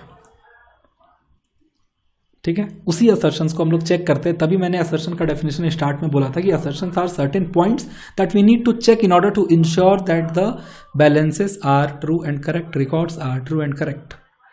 असर्शंस 3 लेवल पे होते हैं, class of transaction, account balances and disclosures. इस तीनों को मैं सम अप करूं तो मेरा फाइनेंशियल स्टेटमेंट ही बनता है। ओके, चलो समझ आ गया होगा। मैटेरियलिटी एंड ट्राइवियल ये मैं ऑलरेडी कर चुका हूँ डिस्कस, ठीक है। Material means that affect the decision of user of financial statement, और ट्राइवियल उसका उल्टा। एक्सटर्नल कंफर्मेशन ऐसे बोलो विच ऐसे एक्सटर्नल कंफर्मेशन को करता है cover, SA 505 right. External confirmation is a direct written response from third party. हम लोग जनरली इसको बैंक बैलेंस, लोन का balance, stock lying with third party, इन सब का कंफर्म कराने के लिए मंगाते हैं external confirmation. Okay, debtor creditors का भी बैलेंस होता है, क्योंकि देखो मेरा कोई अगर मेरे बुक्स में अगर कोई डेटर दिख रहा है तो उसके बुक्स में मैं क्रेडिटर दिख रहा हूँ। मेरा जो बैलेंस होगा डेटर्स का डेबिट, डेटर्स का जो मेरा डेबिट बैलेंस होगा, सेम मेरा बैलेंस उसके बुक में एज अ क्रेडिटर होगा, सेम बैलेंस होगा मगर। Okay, so we use to confirm this balance from the third party, that's why it call external confirmation, बाहर से। ओके, ऐसे 505 में पढ़ लेना। एक्सेप्शन वर्ड को मैंने डिफाइन किया था नॉर्मल से हट के, ठीक है। चलो, audit sampling and sampling risk, ऐसे 530 क्या होता है? ऑडिट सैम्पलिंग मीन्स मैंने स्टार्ट में बताया था कि आप जब बड़े कंपनी, जब आप टॉप फर्म करते हो ना ज्वाइन, तो वहाँ आपके जो क्लाइंट्स होते हैं बड़े बड़े होते हैं बहुत, ठीक है। And audit is a time bound exercise. ऐसा नहीं कि ऑडिट 2 साल तक चलता रहेगा, एक पीरियड का ऑडिट 2 साल तक चलता रहेगा, ऐसा नहीं है, राइट। तो इसलिए हम लोग क्या करते हैं कि ड्यू टू वॉल्यूमनस ट्रांजैक्शन, बहुत ही ज़्यादा ट्रांजैक्शन होने के कारण, we adopt the approach audit sampling. Audit sampling इसमें क्या होता है? Applying the audit procedure to less than 100% of the items. मान लो 10,000 ट्रांजैक्शन है, मैं 10,000 पे ऑडिट प्रोसीजर नहीं अप्लाई करूंगा to obtain a audit evidence. मैं ना 10,000 से एक सैंपल निकाल लूंगा। Suppose out of those 10,000 entry मैंने 2,000 एंट्रीज का सैंपल निकाल लिया, और मैं सैंपल पे ऑडिट प्रोसीजर लगाऊंगा। ऑडिट प्रोसीजर लगाने के बाद अगर मुझे sufficient and appropriate audit evidence मिल गया पॉजिटिव, तो मैं ये जज करूंगा कि मैंने देखा तो 2,000 टर्म्स, बट वो जो 10,000 टर्म्स थे ना, वो सब सही है। समझ में आया? Applying the audit procedures to less than 100% of the items and concluding for 100% of the items, this is called audit sampling. अब यहाँ पे भी मैं एक और बात रिवाइज करा रहा हूँ। मैंने प्रोफेशनल जजमेंट का बात बोला था, बताओ सैम्पलिंग में मैंने बोल दिया 10,000 है, उसका 2,000 मैं निकालूंगा सैंपल। ये जो सैंपल साइज होता है ना, कि मैं 2,000 लूँ, 1,000 लूँ, 5,000 लूँ, 4,000 लूँ, this again require professional judgement based on the nature of entity, size of transaction, complexity of transaction, whether usual transaction और unusual transaction, reliability of internal controls. तो ये सब कौन करेगा जज? रोबोट की इंसान? इतना तो एनालिटिकल स्किल्स इंसान के ही पास है बाबा, ठीक है। रोबोट का भी उतना एम्बिट नहीं हुआ है। तो एक्चुअली ये क्वेरी मुझे बहुत आती है स्टूडेंट से, मतलब आप समझो कि हर 5 दिन पे एक स्टूडेंट मुझे बोल ही देता है सर ऑडिट का स्कोप कम हो रहा है क्या, सीए का स्कोप कम हो रहा है क्या। तभी I am trying to make you realise you people that professional judgement is a integral part of audit, and there are a lot of parts, not only professional judgement, there are very lot of parts, ठीक है। There are very, मतलब मैं it is too much extensive, मैं बोलूँगा तो अभी ये video ऐसे ही बहुत ज़्यादा एक्सटेंड हो गया है, ठीक है। तो इसीलिए तो सैम्पलिंग आपको इस तरीके से करना है कि out of full items you take one small part of that items.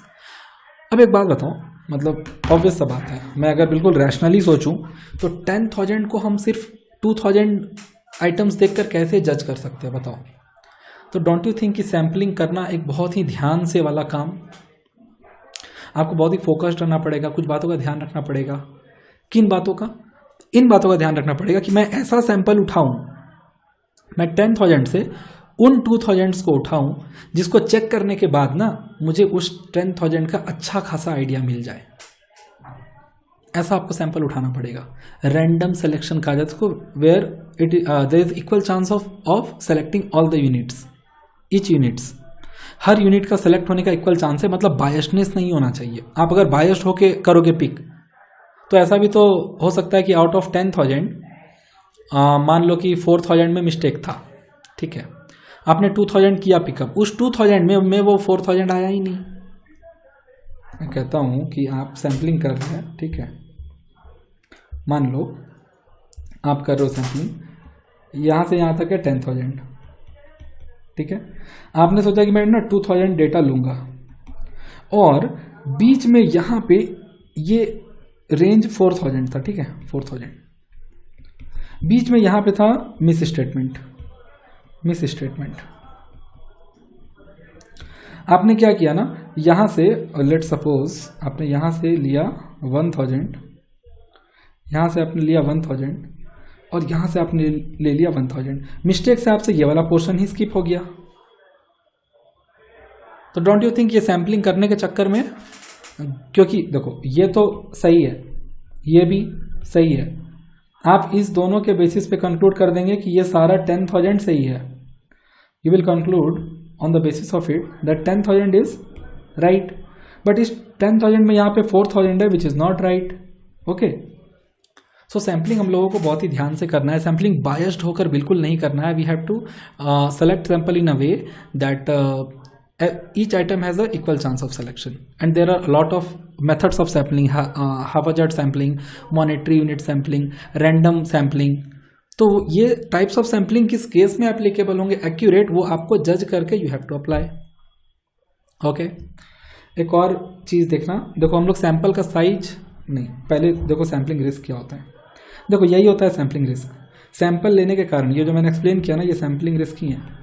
Sample लेने के कारण अगर आपसे कोई मिस स्टेटमेंट का एरिया छूट जाए, सैंपल लेने के कारण अगर आप इनएप्रोप्रिएट ऑडिट ओपिनियन दे दें, अगर आप इनएप्रोप्रिएट कंक्लूड कर ले, तो that is called sampling risk, sample लेने के कारण रिस्क। अब एक चीज और ध्यान देना, सैंपल का साइज जितना बढ़ेगा ना उतना सैम्पलिंग रिस्क कम होगा। ध्यान से सोचो तो बिल्कुल लॉजिकल बात है। मैं कहता हूँ कि ये मैंने 2,000 का सैम्पलिंग लिया था, इस अपने एग्जांपल में 2,000 का मैंने सैम्पलिंग लिया था। अगर मैं इस 2 को मैं बोलो कि ठीक है 2,000 नहीं, मैं 4,000 कर देता हूँ सैम्पलिंग साइज, तो बताओ, तो चांस नहीं है कि उस 4,000 में कुछ तो ये वाला पोर्शन पकड़ा जाएगा, कुछ पोर्शन, ठीक है, राइट। तो इसीलिए सैंपल का जो साइज होता है वो अपने सैंपल रिस्क को कम करता है। जितना सैंपल साइज आप बढ़ाओगे उतना आपका सैम्पलिंग रिस्क कम होगा। अब सपोज इस 10,000 में आप सोचो कि मैं 7,000 का मैं सैम्पलिंग करूंगा, मैं 7,000 आइटम्स चेक करूंगा। So out of 10,000 you are checking 7,000 और 4,000 खराब है, तो 1,000 तो एनी हाउ कवर हो जाएगा, राइट। तो इसीलिए सैंपल साइज जब भी बढ़ता है तो मेरा सैम्पलिंग रिस्क कम होता है, ठीक है। सैंपल भी I feel sample and sampling risk is now clear. चलो फटाफट करते हैं। Forms of opinion in audit, audit में कितने तरीके के ओपिनियंस होते हैं, आता है आप लोगों को, फटाफट बताओ। ओपिनियन, मॉडिफाइड, अनमॉडिफाइड, ऐसे कौन सा है 705। मॉडिफाइड होते हैं 3 तरीके के, पहला होता है क्वालिफाइड, फिर होता है एडवर्स, फिर होता है डिस्क्लेमर ऑफ ओपिनियन, और इसको हम लोग कहते हैं clean. Unmodified means clean opinion. See ये ओपिनियन हम लोग वहाँ पे आ गए, ठीक है, कहाँ पे आ गए, ऑडिट प्रोसीजर हमने परफॉर्म किया, ऑडिट एविडेंस हमने ऑब्टेन किया, उसके बाद हमने एक कंक्लूजन पे पहुंचा, फिर हम एक ओपिनियन पे पहुंचे। अब ओपिनियन आपका 2 तरीके का होगा। अगर सब कुछ आपको ठीक लगा, based on sufficient and appropriate audit evidence, you found that it is a true and fair view of financial statements, you will say ठीक है भाई, clean opinion, free from material misstatement. But based on your audit evidence, if you are planning to give a modified opinion, तो आपके पास 3 option आते हैं, ठीक है। नहीं, based on audit evidence, I revise my statement, based on audit evidence के basis पे अगर आप ओपिनियन देना चाहते हो तो आपके पास दो ऑप्शन आते हैं, टू, ठीक है, क्या, क्वालिफाइड और एडवर्स। आपने ऑडिट एविडेंस ऑब्टेन किया और आपको लगा कि कुछ मिस्टेक है, there is some material misstatement, you will issue qualified material misstatement, you will issue qualified opinion, okay. But आपको अगर ये मटेरियल मिस स्टेटमेंट परवेसिव लग रहा है, बिल्कुल परवेसिव लग रहा है, बिल्कुल मतलब आप समझो कि परवेसिव इन द सेंस मैं कहना चाहता हूँ कि बिल्कुल बहुत ही ज़्यादा गलत, ठीक है, it covers entire financial statement, मतलब इसको शॉर्ट में समझो, ये है बुरा, यह है बहुत ज़्यादा बुरा,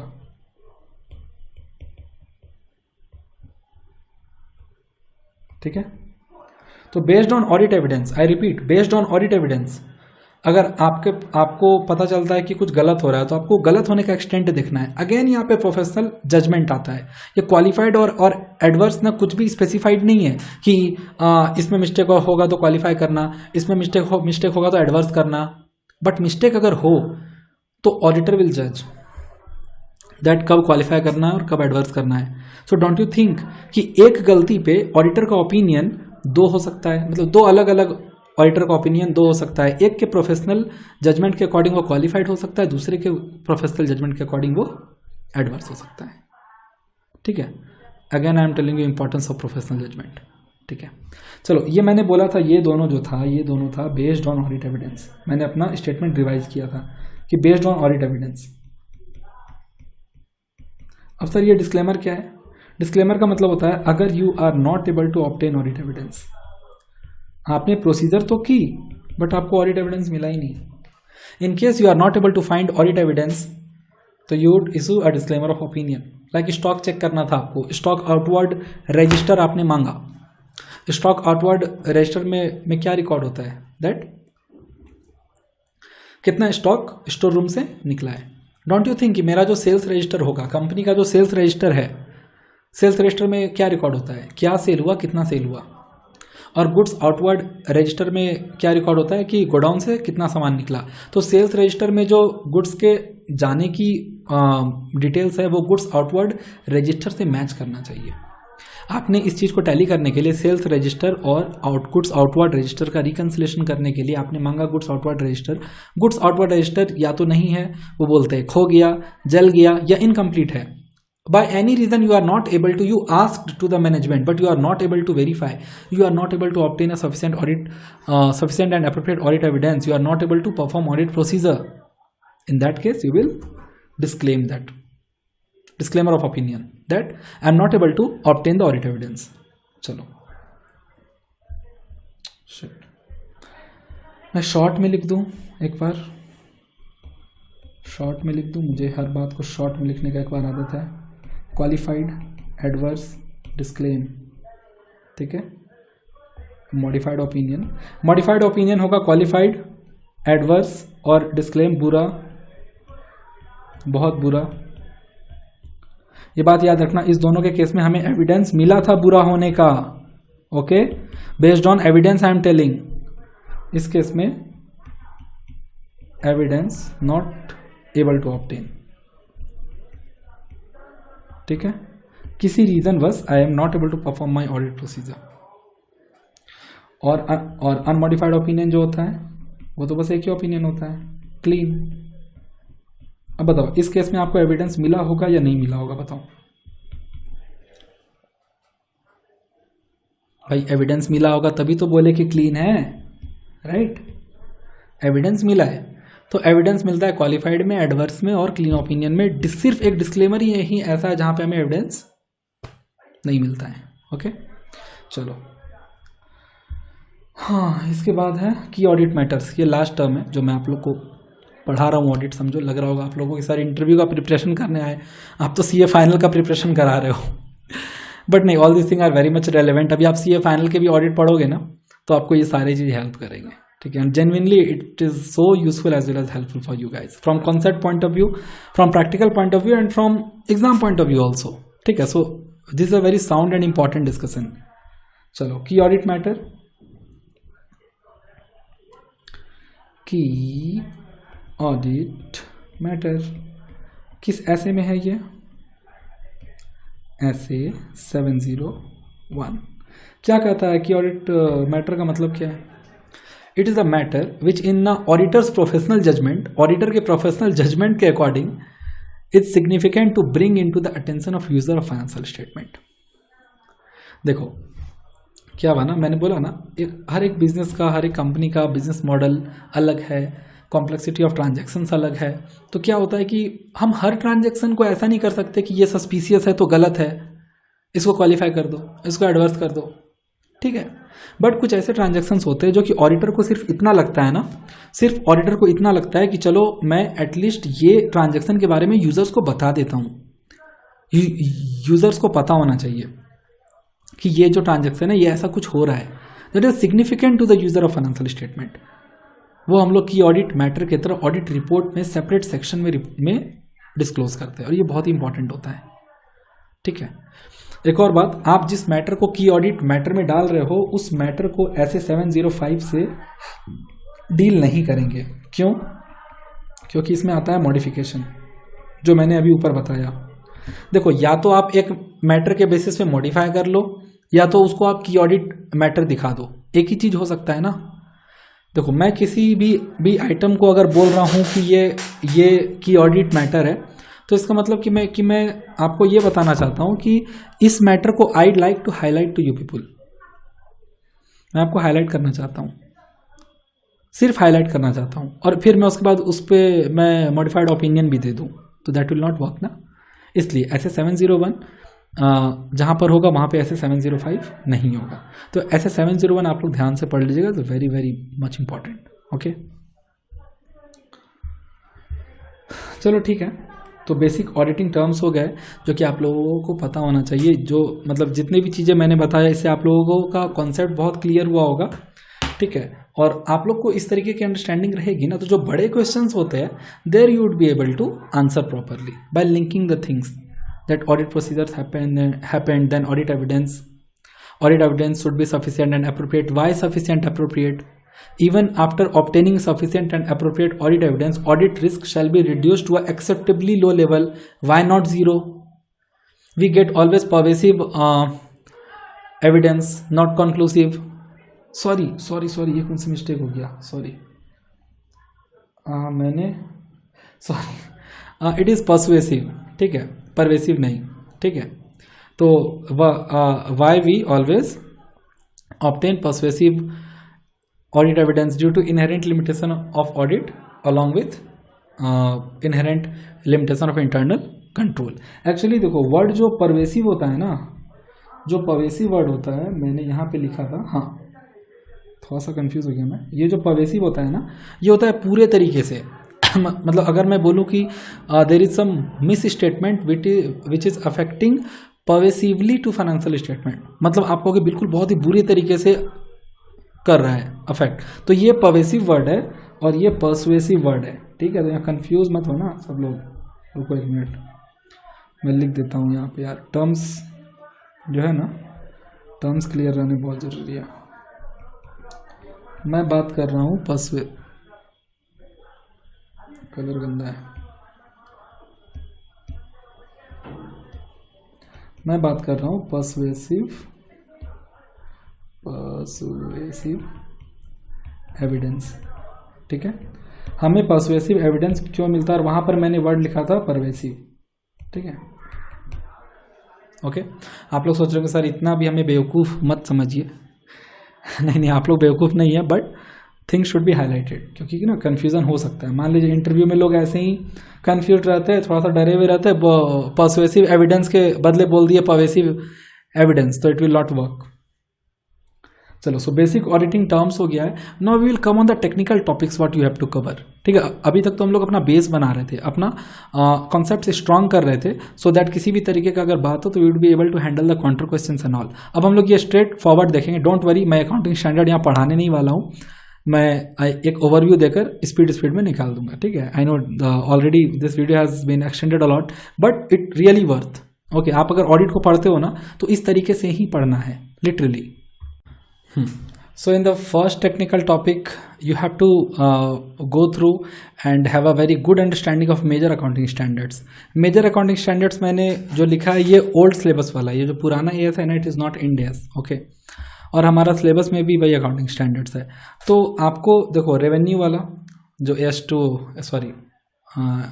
AS9 है, AS9 रेवेन्यू, AS2 इन्वेंट्री, आपको फॉरेन एक्सचेंज AS11 और फिक्स्ड एसेट का आई थिंक जो AS था वो पुराना वाला वो रिपील हो गया है, अब वो इंड AS में आ गया है, ठीक है। प्रॉपर्टी प्लांट एंड इक्विपमेंट और लीजेस का आपको रखना है आइडिया, मैंने ETC लिखा है।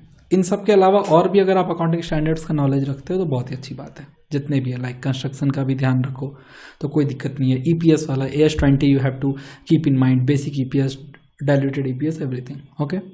फिर आता है applicability and overview of Ind AS। See यहाँ पर थोड़ा सा स्टूडेंट्स हमेशा कंफ्यूज होते हैं, they use to say that sir Ind AS is not in our syllabus and whenever you appear for the interview of any Big Four and all, they used to ask you on the Ind AS, क्योंकि देखो उनके पास जो clients हैं ना वहाँ पे end AS apply होता है, और अब तो ऑलमोस्ट हो गया एप्लीकेबल इंड AS सारे बड़े कंपनी पे। तो they will not genuinely they will not expect कि आपको सिर्फ ओल्ड AS का ही नॉलेज हो। तो उस केस में आप पता है क्या कह सकते हो, देखो एक तो आपको इंड AS की एप्लीकेबिलिटी का रखना है ध्यान, ये आप सिंपल गूगल करोगे तो आपको मिल जाएगा।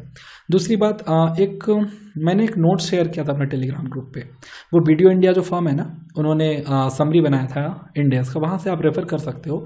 कुछ important Ind AS like revenue, inventory, 2-3-4 ही, ज़्यादा नहीं, ठीक है। आप वो पढ़ लो, शॉर्ट में पढ़ लो, या तो वीडियो इंडिया वाला नोट्स आप कर सकते हो रेफर, या तो और भी टीचर्स के नोट्स आते हैं, मैं टेलीग्राम ग्रुप पे कर दूंगा share, okay. And you can tell to the interviewer कि sir the Ind AS was not in syllabus, but after my exams I started to explore to read more about ind AS because I knew that that any of the top firm have a client where mostly ind AS would be applicable. So I have read the applicability of ind AS and I have read ind AS 115 on revenue पे ind AS 115 है, ठीक है। ind AS 115 on revenue, ind AS 10 for property plant and equipment. So I M in the learning process, you can ask, आप ऐसे बोल सकते हो, ताकि ना नहीं बोलने से, या मेरे सिलेबस में नहीं था इसलिए मैंने नहीं पढ़ा, this shows your attitude that आप पढ़ना नहीं चाहते हो। और ऐसे आप बोलोगे ना कि 2-3 AS मैंने अभी पढ़ा है और मैं अभी पढ़ ही रहा हूँ, तो दिस विल सो दैट हाँ ये जो कैंडिडेट है they are just keen to learn, okay. फिर मैं कहता हूँ ऑडिटिंग स्टैंडर्ड्स 200 सीरीज, 300, 500 एंड 700। आपको कि सर 400 सारा तो बोल दिया, हाँ एक्चुअल में आपको सारे स्टैंडर्ड्स और ऑडिटिंग का नॉलेज होना चाहिए। यू डोंट नो वो कहाँ से पूछते, ओके। वैसे मैंने 400 और 600 को यहाँ पे स्किप किया है, बट ये तो आपको याद होना ही चाहिए, ध्यान में रहना चाहिए लॉजिक वाइज, ठीक है। जैसे मैंने इतने सारे टर्म्स किया ना डिस्कस, सो दैट वो लोग कुछ पूछे तो आप उसका आंसर कर पाओ, फिर कुछ काउंटर क्वेश्चन है तो you would be able to satisfy them, okay. चलो उसके बाद ये बहुत ही इंपॉर्टेंट है चैप्टर एक आप लोगों का इंटरमीडिएट में था, ऑडिट ऑफ फाइनेंशियल स्टेटमेंट्स। उस चैप्टर में ऑडिट करने का तरीका बताया हुआ है, दैट आप फाइनेंशियल स्टेटमेंट्स के ईच एंड एवरी आइटम को कैसे ऑडिट करोगे, बिल्कुल starting from share capital to the end notes of account, सारे आइटम्स का ऑडिट करना वहाँ पे दिया हुआ बेस्ड ऑन असर्शन जो मैंने बताया था, existence, completeness, valuation, occurrence and all, सारा कुछ वहाँ पे चेक करने का तरीका बताया हुआ है। तो आप उस चैप्टर को रेफर करो, you can see that how to audit revenue, how to audit purchase, revenue mean sales, ठीक है, कैश, फिक्स्ड एसेट, एक्सपेंसेस और एनी अदर कोई और आपको लगे ना इजी सा, पढ़ लो। ऑडिट प्रोसीजर्स आपको आना चाहिए, they can definitely ask you, most I can say frequently asked question for the interviewer, how to audit, हाँ सेल्स परचेज, ओके। सेल्स का ऑडिट आप कैसे करोगे, डेटर्स का ऑडिट आप कैसे करोगे, डेटर्स आर ऑल्सो इंपॉर्टेंट, मैंने यहाँ पे लिखा नहीं है बट डेटर्स हो गया, क्रेडिटर्स हो गया, कैश हो गया, परचेज हो गया, sales, they are very much important. तो उस चैप्टर को आप पढ़ लेना। अब ना किसी में लाइक कैश के ऑडिट में बहुत सारे पॉइंट्स है, you don't have to remember all the points, जितने पॉइंट्स लॉजिकली समझ आते हैं ना, जैसे सरप्राइज चेक्स इज व्हाट, कि बिना बताए कुछ फ्रीक्वेंसी पे auditor will visit to the premises of client and do the surprise check of cash. ये क्यों किया जाता है, because cash is very sensitive item, तो इसलिए सरप्राइज चेक का इसमें आइडिया लगाया जाता है, ओके। सो वॉट एवर आपको समझ आ रहा है ना, वो सब पॉइंट्स ही सिर्फ आप रिमेंबर करना, they will definitely not expect you to know all the things, but whatever you know you should know logical, ठीक है, लॉजिकली आप क्लियर होने चाहिए। उसके बाद schedule 3 to the companies act 2013, ये बहुत ही रिलेवेंट है और होना भी चाहिए, बिकॉज मोस्टली जो उनके क्लाइंट्स होते हैं वो शेड्यूल 3 के अकॉर्डिंग बनाते हैं अपना financial statements. And if you are auditing, मैंने कहा ना, आप जिस चीज़ को चेक कर रहे हो उस चीज़ का नॉलेज तो होना चाहिए, ठीक है। तो शेड्यूल 3 आपको पता होना चाहिए। कारो again very much important, on which all company कारो इज एप्लीकेबल, आप एप्लीकेबिलिटी देख लेना, क्लॉजेज देख लेना। और क्लॉजेज में आपको इस तरीके से आंसर करना है। कारो में क्या होता है ना, जैसे मैं पहले क्लॉज का एग्जांपल लूँ, ठीक है, कि आपको फिक्स्ड एसेट 3(1) फिक्स्ड एसेट, तो फिक्स्ड एसेट में what you have to check, you have to check frequency of physical verification, you have to check title deeds. तो क्या चेक करना है और कैसे चेक करना है? Frequency of physical verification you can check from stock audit report, title deeds you can check from anything like purchase invoice, registration paper, किसी तरीके का अग्रीमेंट बना हो, sale agreement, purchase agreement, right, इन सब से हम लोग कर सकते हैं यूज। तो इसलिए कारो के सारे क्लॉज आपको याद होने चाहिए। 310 में रिपोर्टिंग ऑफ फ्रॉड है, along with section 143 sub section 12 of companies act. Okay, तो कारो इज वेरी मच इंपॉर्टेंट। अच्छा, उसके बाद देखो अकाउंटिंग स्टैंडर्ड से मैंने सेपरेट करके रखा है डेफर्ड टैक्स AS 22। मतलब मैं समझो कि it is the most favourite question of all the partners. जब भी पार्टनर राउंड होता है they are expected to ask you very less technical questions, और वो बहुत ही कम टेक्निकल क्वेश्चंस पूछते भी है। बट अगर वो कुछ पूछते हैं ना तो मोस्टली डेफर्ड टैक्स पूछते हैं, या तो आपसे टेक्निकल फर्स्ट या सेकंड राउंड में ही पूछ ही लिया जाएगा। तो डेफर्ड टैक्स AS 22 आपको पढ़ना है, ये फाइनल लेवल पे होता है, आई थिंक इंटरमीडिएट पे नहीं है, मे बी नहीं है शायद, ठीक है। अब आप कहोगे सर देखिए, मतलब अगर इसको आपको पढ़ने में प्रॉब्लम हो रहा है ना, आपसे सिंपल ये सर्च कर लो कि डेफर्ड टैक्स होता क्या है, लॉजिक क्या है, what is deferred tax asset, what is deferred tax liability. वैसे आप पढ़ोगे ना इसका ये मतलब समझो स्टडी मटेरियल या किसी से भी पढ़ोगे आपको बहुत ही अच्छे से समझ आ जाएगा। ओके, चलो उसके बाद आता है ऑडिट ऑफ, मतलब इसको हम लोग शॉर्टकट में कहते हैं IFCOR, ठीक है, audit of internal financial controls over financial reporting. Section 143 के किसी सब क्लॉज में दिया हुआ है ऑफ कंपनीज एक्ट दैट, देखो इसका ना वर्डिंग को देखो, internal financial controls over financial reporting. Financial reporting means अपना बैलेंस शीट बनाना। मतलब आप लोगों को पता होगा कि फाइनल्स में अकाउंट्स पेपर का नाम है फाइनेंशियल रिपोर्टिंग, अपने फाइनेंशियल्स को रिपोर्ट करना, ठीक है। तो अपने फाइनेंशियल्स को रिपोर्ट करने के ऊपर आपने कौन से कंट्रोल रखा है, इन द सेंस मेरा कहने का मतलब है कि मैनेजमेंट की रिस्पॉन्सिबिलिटी है to prepare and present the financial, ठीक है, फाइनेंशियल्स को बनाने की रिस्पॉन्सिबिलिटी मैनेजमेंट पे है। तो मैनेजमेंट जो फाइनेंशियल्स बनाएगा, जो एंट्रीज रिकॉर्ड करेगा, जो रिपोर्ट करेगा, जो क्लासीफाई करेगा, whatever procedure they are adopting in preparing the financial statements, उन प्रोसीजर पे क्या कंट्रोल है, इस चीज का हम लोग ऑडिट करेंगे।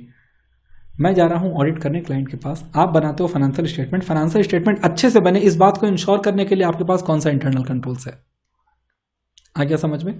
इसका डिटेल पढ़ने के लिए ना गूगल करना guidance note on audit of internal financial control over financial reporting. ICAI ने गाइडेंस नोट इशू किया था, पूरा नहीं पढ़ना है, समवेयर 250 पेजेज का है, आपको ना सिर्फ फर्स्ट आई थिंक 5 पेजेज पढ़ लेना है। You will get a introduction that what is it, ठीक है, सेक्शन वगैरह देख लेना, होता क्या है इसमें ये देख लेना। स्टार्टिंग में ना सिर्फ इंट्रोडक्शन ही है। ओके, चलो कट ऑफ प्रोसीजर्स पढ़ लेना along with basic terms as discussed in slide 2 and 3। हम लोगों ने बहुत ही डिटेल में किया discuss basic terms. Cut off procedures क्या होता है, देखो this all you people know that एक 1 ईयर का ट्रांजेक्शन उस ईयर में ही रिकॉर्ड होना है, राइट। ऐसा नहीं होगा कि सेल 2021 का था 2020 में रिकॉर्ड हो गया। और ऐसा मोस्टली कब होता है, ईयर एंड पे होता है, राइट, ईयर एंड पे होता है कि मान लो कि 31 मार्च को मैंने सेल किया, मैंने इनवॉइस रेज कर दिया बट सामान नहीं किया। आई एम अ सेलर, मैंने 31 मार्च को मतलब ईयर एंड पे एक सेल किया, इनवॉइस रेज कर दिया बट मेरा गुड्स यहाँ से गया नहीं, ओके, और मैंने उसको 31 मार्च का सेल मान लिया, इस ईयर का ही सेल मान लिया, और गुड्स गया वहां पे 4 अप्रैल को, and other conditions also got fulfilled on 4 अप्रैल। 31 मार्च को सिर्फ एक इवेंट हुआ था, इनवॉइस का रेज होना। तो क्या मैंने ये सही सेल रिकॉर्ड किया? आप लोग इंडियस 115 जब पढ़ोगे रेवेन्यू वाला, तो उसमें 5 कंडीशंस है, ठीक है, कॉन्ट्रैक्ट होना चाहिए, परफॉर्मेंस होना चाहिए, ऐसे मैं अगर आप लोग को इसके रिस्पेक्ट में भी बताऊँ, AS9 के भी रिस्पेक्ट में बताऊँ, तो वहाँ भी था ना ओनरशिप ट्रांसफ़र होना चाहिए, गुड्स पोजीशन में आ जाना चाहिए। यहाँ पे ओनरशिप ट्रांसफ़र हुआ नहीं, ना तो फिजिकली ट्रांसफ़र हुआ, ना तो किसी टाइटल डॉक्यूमेंट से भी नहीं हुआ, सिर्फ एक इनवॉइस रेज हुआ था, वो भी रेज हुआ था, मैंने दिया नहीं था उसे, मैंने रेज कर दिया, मैंने सेल रिकॉर्ड कर दिया। तो all this thing should B insured, उसे हम लोग कहते हैं कट ऑफ प्रोसीजर। ऐसा प्रोसीजर करना टू इंश्योर दैट द इस ईयर का ट्रांजेक्शन इस ईयर में ही रिकॉर्ड हो, नेक्स्ट ईयर का ट्रांजेक्शन नेक्स्ट ईयर में रिकॉर्ड हो। ओके, इसके साथ आप लोग बेसिक टर्म्स देख लेना, स्लाइड 2 और 3 में हम लोगों ने आई थिंक अब तो बिल्कुल माइंड में घुस गया होगा सारा कुछ, ठीक है। चलो, so these are my master strokes for the statutory audit interview. अगर आप ये सब भी करके जाते हो ना तो it will give you edge over others. एक बात याद रखना, मोस्ट ऑफ द इंटरव्यूअर सिर्फ स्टैट ऑडिट के इंटरव्यू में AS ऐसे पढ़ के जाते हैं। ये जो मैंने लिखा है ये बहुत ही कम लोग पढ़ते हैं। Okay, so I am starting to discuss the master strokes part. Okay, so in this part the first I have written is reading of an annual report. See, आप स्टैच्यूटरी ऑडिट प्रोफाइल के लिए interview देने को जा रहे हो। आप एक कंपनी का अगर एनुअल रिपोर्ट पढ़ते हो तो you will get a lot of insights, ठीक है। लाइक मैं डाबर का एग्जांपल लेता हूँ, मतलब ये लाइव एग्जांपल है, मैं अपने प्रैक्टिकल सेशन जो होता है स्टैच्यूटरी ऑडिट का ना, वहाँ भी मैं डाबर का पीरियड 2021, ठीक है, 2021 पीरियड का मैं एग्जांपल ले रहा हूँ। What ever I am telling you ना, ये वहाँ लिखा हुआ है, इसलिए आप लोग रेफर करना। सिंपली गूगल का आप लोग करोगे डाबर एनुअल रिपोर्ट 2021, आपको मिल जाएगा, डाबर के वेबसाइट से भी मिल जाएगा। अराउंड 300 पेजेज का वो PDF है। अब सर आपने बोला 300 पेजेज का PDF है, तो एनुअल रिपोर्ट में क्या पढ़ना है क्या नहीं पढ़ना है, मैंने यहाँ पर मेंशन कर रखा है। सबसे पहला बात आपको पढ़ना है टॉप मैनेजमेंट के insights. Top management insights means आप अगर देखोगे तो स्टार्ट में ही वहाँ पे क्वेश्चन आंसर विद CEO है, दैट CEO से कुछ क्वेश्चंस पूछे गए and he has answered.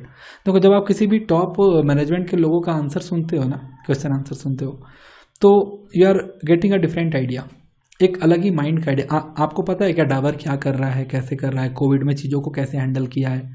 No, but the CEO is a person who knows all the things of that business. और मैं सिर्फ बिजनेस बोल रहा हूँ। आप लोग पढ़ना एनुअल रिपोर्ट तो यू विल सी दैट कितना प्रोडक्ट डाइवर्सिफिकेशन है, कितना जोग्राफिकल डाइवर्सिफिकेशन है डाबर का। ओके, सो ये कितने बड़े कंपनी को संभालने वाले CEO का क्या इंसाइट्स है on few of the question. आप पढ़ोगे तो आपको बहुत ही अच्छा नॉलेज होगा। Your analytical skills will also improve. You will also see that how the top management thinks of their company. Okay. उसके बाद मैनेजमेंट डिस्कशन एंड एनालिसिस, ये चीज़ सेबी रेगुलेशन से मैंडेटेड है that management discussion and analysis होना चाहिए इसमें किसी भी एनुअल रिपोर्ट में। वहाँ पर ना मैनेजमेंट एक्चुअल में करता है discuss that how the industry performed. Suppose मैं अगर डाबर की बात करूँ तो how FMCG industry performed and with respect to that FMCG industry how Dabur performed, ठीक है। इंडस्ट्री का परफॉर्मेंस, डाबर का performance, worldwide performance, geographical location पे परफॉर्मेंस, इंडिया में performance, it will show you that. जैसे मुझे जहाँ तक याद है, मैंने डाबर के रिपोर्ट में पढ़ा है दैट ये कोविड के पीरियड में भी इंडस्ट्री जिस लेवल से डाउन आया ना, उस लेवल से डाउन नहीं गया डाबर, बल्कि बढ़ा ही। क्यों? क्योंकि डाबर ने फोकस किया था इम्यूनिटी बेस्ड प्रोडक्ट पे। Chyawanprash and all is the best product of Dabur, right. और ये कोविड का तो टाइम पे इम्यूनिटी सिस्टम वगैरह पे ध्यान दिया ही जा रहा था। So they have just driven their business in a way in order to take to the extent possible benefits out of COVID also. तो ये सब आप पढ़ते हो ना, बहुत ही ज़्यादा नॉलेजेबल है आपके लिए। फिर आता है फॉर्मेट ऑफ ऑडिट रिपोर्ट। सीधा सर्च करना उस PDF में इंडिपेंडेंट ऑडिटर, आप पहुंच जाओगे ऑडिट रिपोर्ट पे।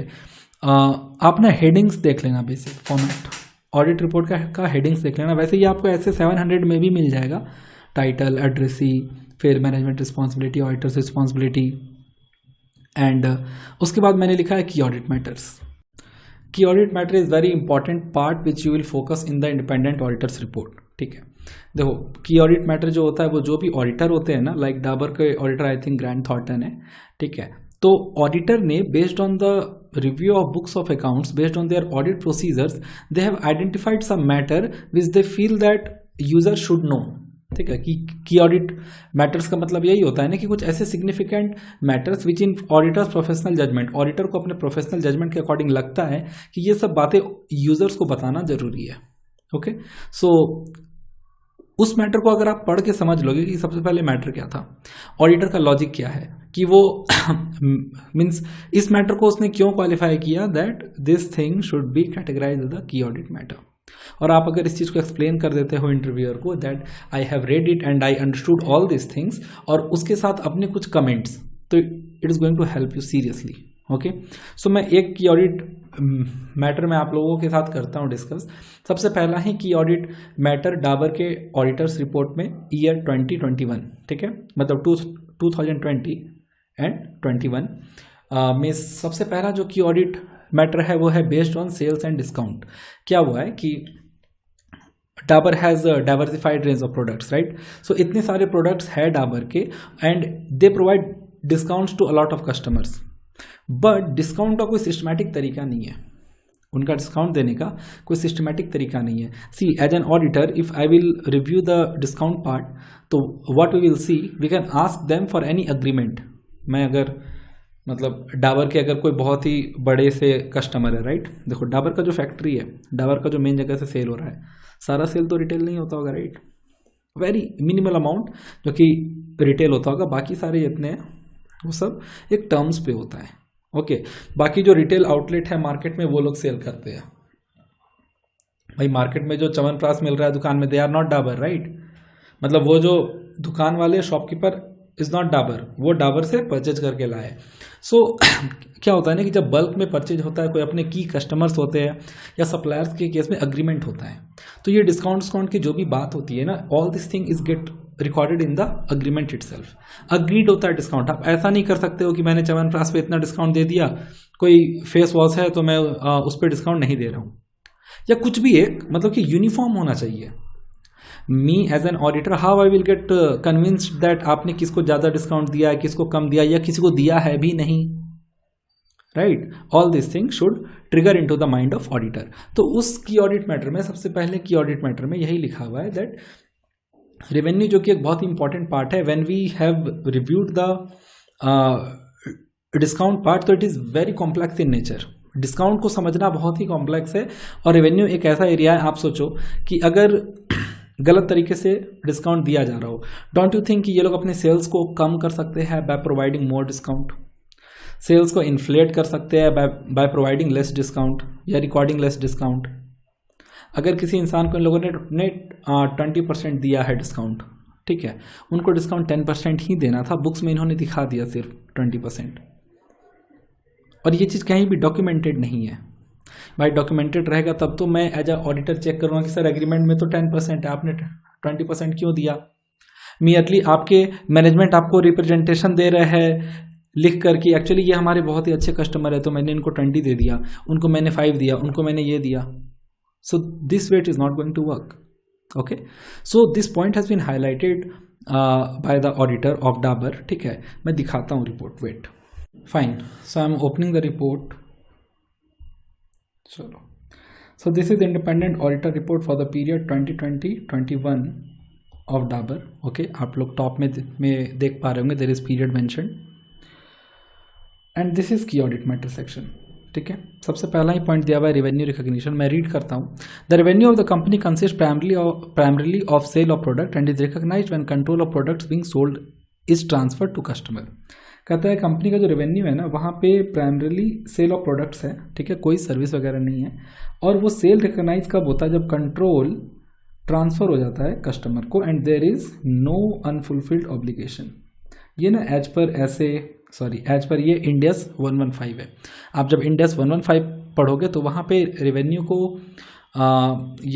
को रिकॉग्नाइज करने का मैंने आपको बताया था 5 कंडीशंस है, उसमें से ये 2-3 आता है कि no unfulfilled obligation, control transfer होना चाहिए। ठीक है, अब ये देखो, ये इंपॉर्टेंट है।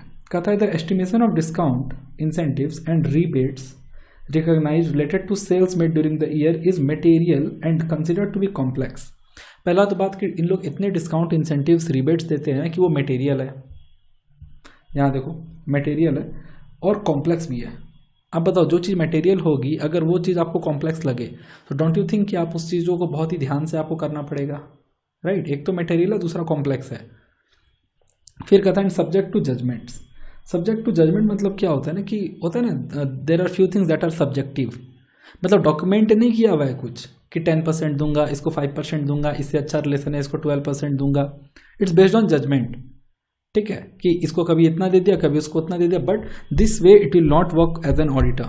As an auditor what we would want that आप जब किसी कस्टमर से आपका कोई कमर्शियल टर्म्स है, राइट, मतलब आप उनको सेल करते हो, तो there must be some agreement, और उस अग्रीमेंट में ये सारी चीज़ें डॉक्यूमेंटेड होते हैं कि कब मुझे पेमेंट रिसीव होगी, with in how many days of order I will deliver you the goods, discount मैं आपको कितना प्रोवाइड कराऊंगा।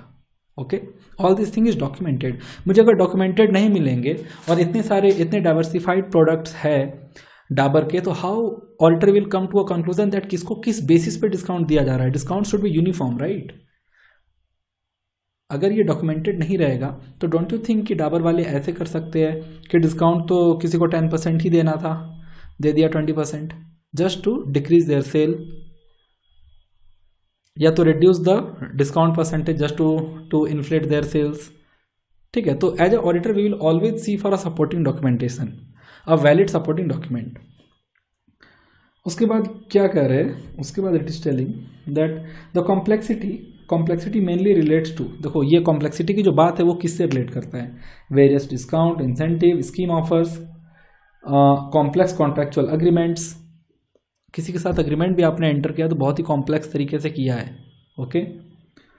Commercial terms across those market, commercial terms मतलब होता है खरीदने बेचने का टर्म्स, एक तरीके मतलब बिजनेस करने का टर्म, ठीक है, तो उनका टर्म भी कॉम्प्लेक्स है। अब देखो प्रॉब्लम क्या है, therefore there is a risk of revenue being misstated as a result of inaccurate estimate of discounts. आप अगर जजमेंट के बेसिस पे डिस्काउंट दोगे ना तो बहुत ही हाई रिस्क है that amount of revenue will be मिसस्टेटेड। Discount एक वेग तरीके से डिस्काउंट देने के कारण, जब कोई चीज़ डॉक्यूमेंटेड नहीं, आप किसी को कुछ भी डिस्काउंट दे रहे हो तो आप रेवेन्यू को मिसस्टेट कर सकते हो। इस बात को हाईलाइट किया जा रहा है to the users of financial statement, ठीक है। See the discount relates to revenue, मैंने आपको बताया सेल अगर ऊपर नीचे होगा तो सीधा प्रॉफिट पे इम्पैक्ट पड़ेगा, right. So on this part the auditors are not sure, they say that it is a complex area, we are not able to judge, that's why they are highlighting।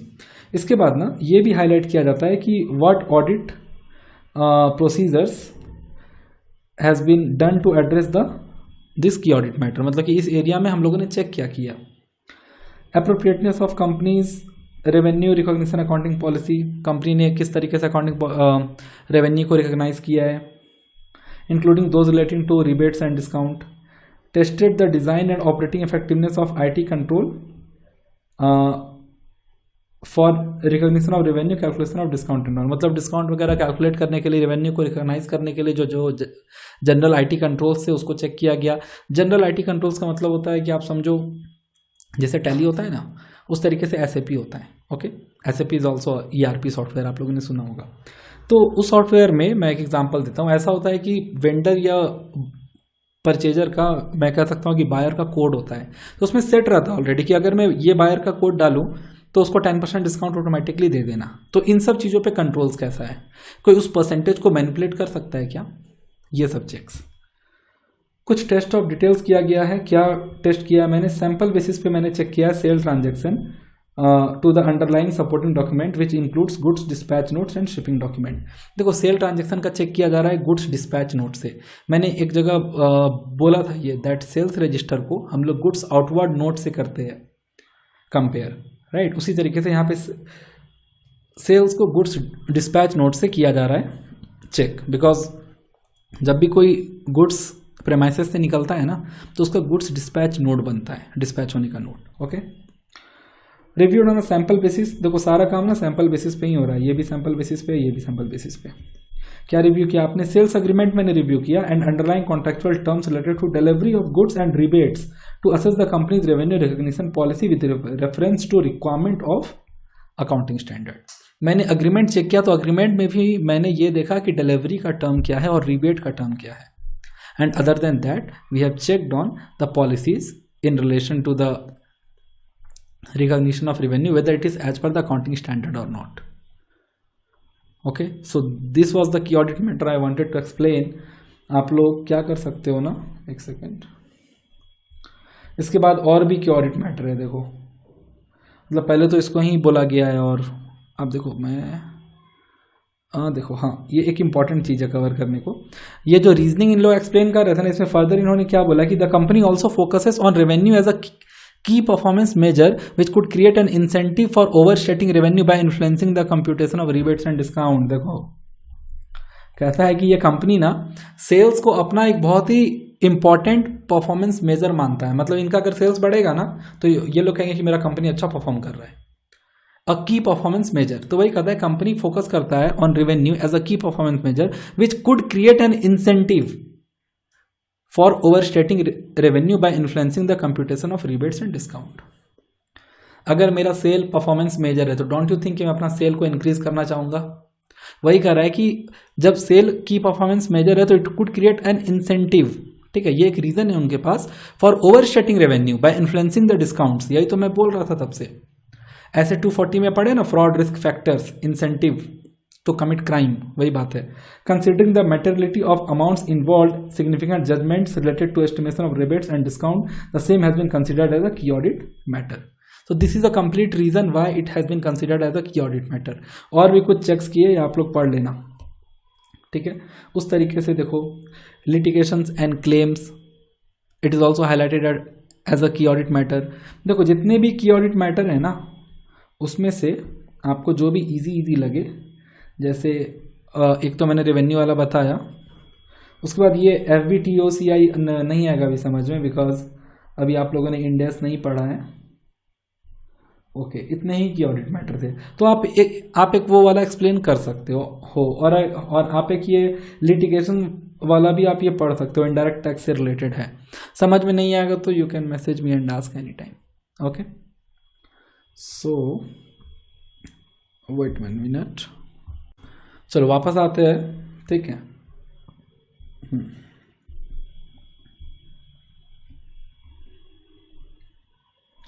कहाँ पर थे हम लोग? Key audit matter में, ठीक है।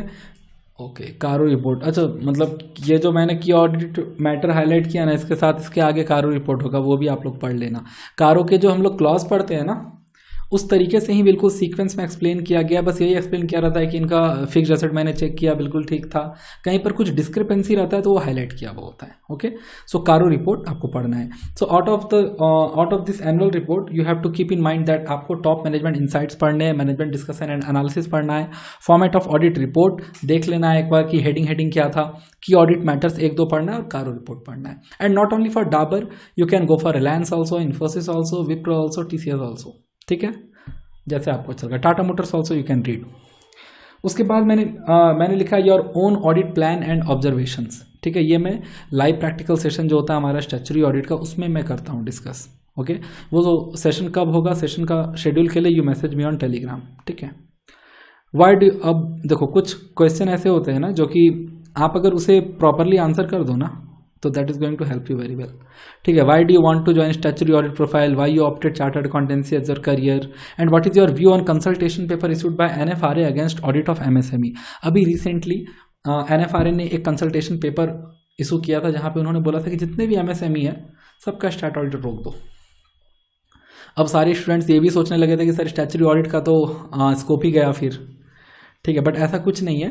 ये जो your own audit plan and observation से लेकर your view on consultation paper, ठीक है, ये जो 4 क्वेश्चंस है ना, for this you drop me a message on Telegram. My Telegram contact is given in the video के डिस्क्रिप्शन में।